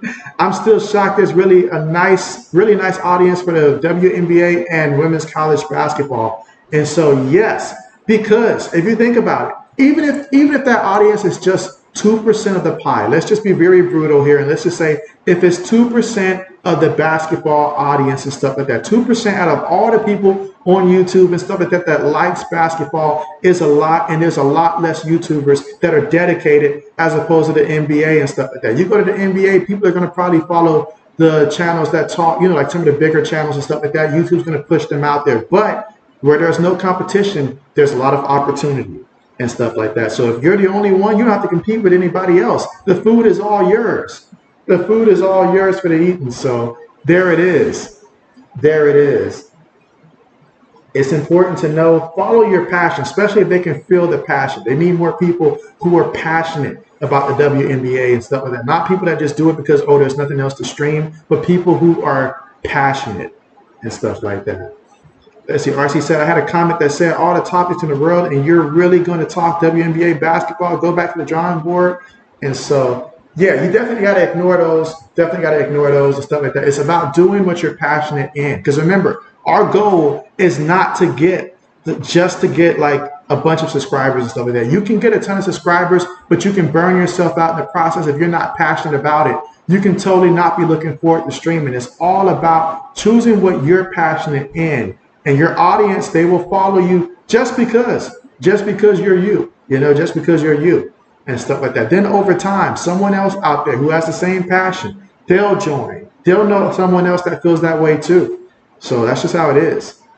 Let's see, RC says, JB, my girl, she told me, when you see negative comments, just delete them. I told her, nah, I just thank them for the fuel and motivation and let them know I won't stop. Salute. JB has deleted a negative comment before. It was a negative comment that spewed on the end of racism, though. Like, not directed towards me or anything like that, but it was necessarily just in general. It sparked a lot of people afterwards that were coming out of the woodworks for that one comment and stuff. I remember to this day, it had to do with an Asian coach and stuff like that who was being mistreated. And I posted the news, and I had to turn off the comment section, had to delete that comment and stuff like that. And I realized at that point in time, I cannot let the direction take that type of a route again and stuff like that. I cannot let it take that route. So that's probably the only time that I've deleted, like, other than if somebody comes through the live stream chat and stuff like that, and it's just something ridiculous and stuff like that. But in terms of an actual post on a video, had to delete that one. Had to delete that one because that one, that person clearly was bitter and stuff like that. So it was bad. It was bad. Let's see. JJ says, WNBA is going to be great when Caitlin Clark comes. RC says, thanks, JB, for all the awesome feedback. JJ says, I'll try to watch it then. And great speech, RC. And so, oh, yeah, definitely, RC, definitely as much feedback as I can. There's only 2 minutes left to go in this game right now. Now, Clemson's up 72-60. Both teams are in the bonus, and there's a minute 57 left to go here in this one. But unless we see TCU start to hit some big-time shots right now, with Clemson at the free throw line making it 73-60 now, let's see what they can do. Absolutely. Absolutely. But, yeah, there are a lot of mean people out there. We already know that. The world's got a lot of mean people out there and stuff like that. But there's some good people out there as well. And that's one thing that I've definitely seen throughout my time of, being on YouTube. But yeah, that's the best advice JB can give. YouTube, also stream on multiple YouTube, because you can stream on YouTube, you can stream on Twitch, you can stream on Facebook at the same time and stuff like that. So if you got a lot of friends on Facebook and stuff like that, you can do that as well. I used to do all three and stuff like that up to a certain point in time. But if you're starting off and you're not, at that mark yet, I probably would recommend that. Probably would recommend that. JJ says RC is the man. And so, yes, the legend. The legend. RC says, JJ fan, I'll be following Jflocka wherever, like LeBron fans do him. If Caitlin gets drafted by Washington Generals, you say, we're going there as fans. Yes, love it, love it.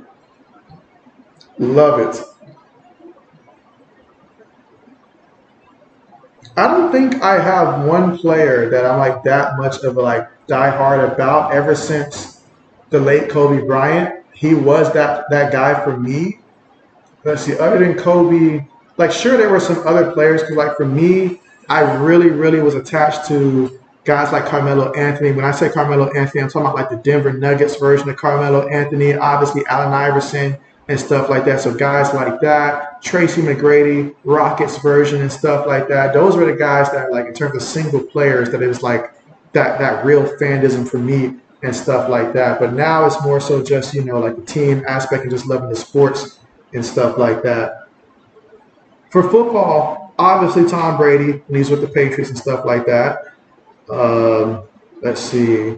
I was a big fan of Ty Law. Huge fan of Ty Law. My first favorite defensive player ever was Ty Law throughout his time with the New England Patriots there. Loved me some Ty Law and stuff like that. For a time, I did like Asante Samuels until he went crazy on us and stuff like that. Troy Brown was another one of my first favorites and stuff. But once I got past the first batch, that was it. That was it. And let's see. RC says, but Kobe was there all 20 years. And so, yes. And so therefore, it was easy to definitely be a fan of Kobe and stuff like that. It's not like it is now with LeBron being there, and it's I'm more concerned about the team's success and stuff like that. Because for me, early on in LeBron's career, I was anti-LeBron and stuff like that, because people always would try to compare him to Jordan and just skip past Kobe and stuff like that. So it was deep. It was deep. Let's see, RC says he was Michael Redd too. JB, you said the Ohio State Milwaukee Bucks Michael Redd. You say you do hate that the knee injuries did that to his career. And so, yes, I hate when injuries just derail careers and stuff like that. So, absolutely hate it. Absolutely hate it. Absolutely hate it. What was that guy? I forget his name. He was with the Portland Trail Blazers and stuff like that. But he had a knee injury as well. I'm not talking about Greg Oden and stuff like that. Although I was very sad in what happened with Greg Oden as well and stuff. But I'm trying to think of his name. Can't remember his name. God, it's not fun. All right, Clemson missed the free throw that time. There's 46 seconds left to go here in the second half. All right, let's see. RC says, JB, last question. Sometimes when mixing YouTube would work, sometimes you don't want to deal with YouTube or work that day. What do you do then? You say you're trying hard to find a balance, to balance them out. You really do. And so Brandon Roy, yes, thank you so much, RC. You're a lifesaver. Brandon Roy. I remember the Brandon part, but I couldn't remember the Roy part. Yes, Brandon Roy. I felt so bad for his career and stuff like that. Yes. Life is complete now. RC to the rescue. Appreciate the assist there. Yes. But yeah, honestly, it is a grind and stuff like that, especially when you have work and your work sometimes, if it's one that, maybe it might extend a little bit later on some days, or you're just tired, especially for me, working in sales and stuff like that and just dealing with people all day. Sometimes you do feel that way. Sometimes you really do feel that way. And so it is important to know yourself and know which days of the week are most likely going to be most troublesome, and don't stream on those days. Try to make it good times and stuff like that. If you're someone that Friday nights you like to hang out, because for me, I used to hang out with Black Medicine back when I was in near Atlanta and stuff like that. I used to hang out a bunch and stuff like that. I used to hang out a bunch, but I moved and stuff like that, so Fridays are different. But I always kept Friday clear, so that way I can hang out with friends just to help me have that balance. No work, just something to look forward to, or if I just wanted to, have time just for myself and stuff like that. So I would dedicate Fridays and stuff like that. That's why I very rarely will stream on a Friday, for that particular reason right there, just to have that one day out the week where it's something I can look forward to that's not, dedicated to streaming and stuff like that, and I can work on other things. Another thing is for me, I also stream middle of the day on Saturday because I know late night Saturday, I like having Saturday nights to myself. I figured that out sometime last year, so I try not to stream on a Saturday night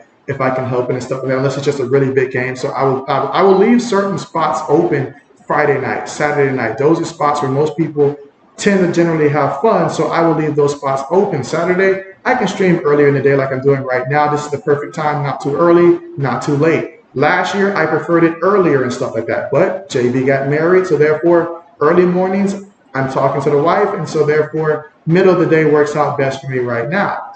So little stuff like that. Sunday nights, on a Sunday night, I can spend some time on a Sunday night there. Monday night, I can do that as well, but after Monday night, Tuesday, Wednesday, middle of the week there, so probably not going to be streaming during those days as well. Thursday, I'm in a good mood. Tomorrow's Friday, so it makes sense for me to stream on a Thursday. So it's about knowing yourself, knowing your schedule, and picking times where you know that you're going to be like in the best of moods and stuff like that. And if you can, like if your channel allows you to stream like different games and you can just narrow it down to those time frames and pick games in those time frames, then I would say that. I would say that. Let's see. RC says, JB, I'll see you tomorrow when the Lakers hold tonight's L. We'll be holding a W. Speaking of W, Clemson has won the matchup 74-66. Now, JB went off script there in the second half there, so apologize for anybody that was listening in that was like, bruh, what was happening with the game? But nah, we're out here spitting like real facts and stuff like that, real facts. So absolutely, absolutely. And so, oh man, all great stuff, all great stuff. But yeah, you take care, RC. You take care. Let's see. JJ says, JB, I hate it when people say this GOAT debate between LeBron and MJ. I have no hate for LeBron, but Kobe and MJ should be debate. Kobe was just built different.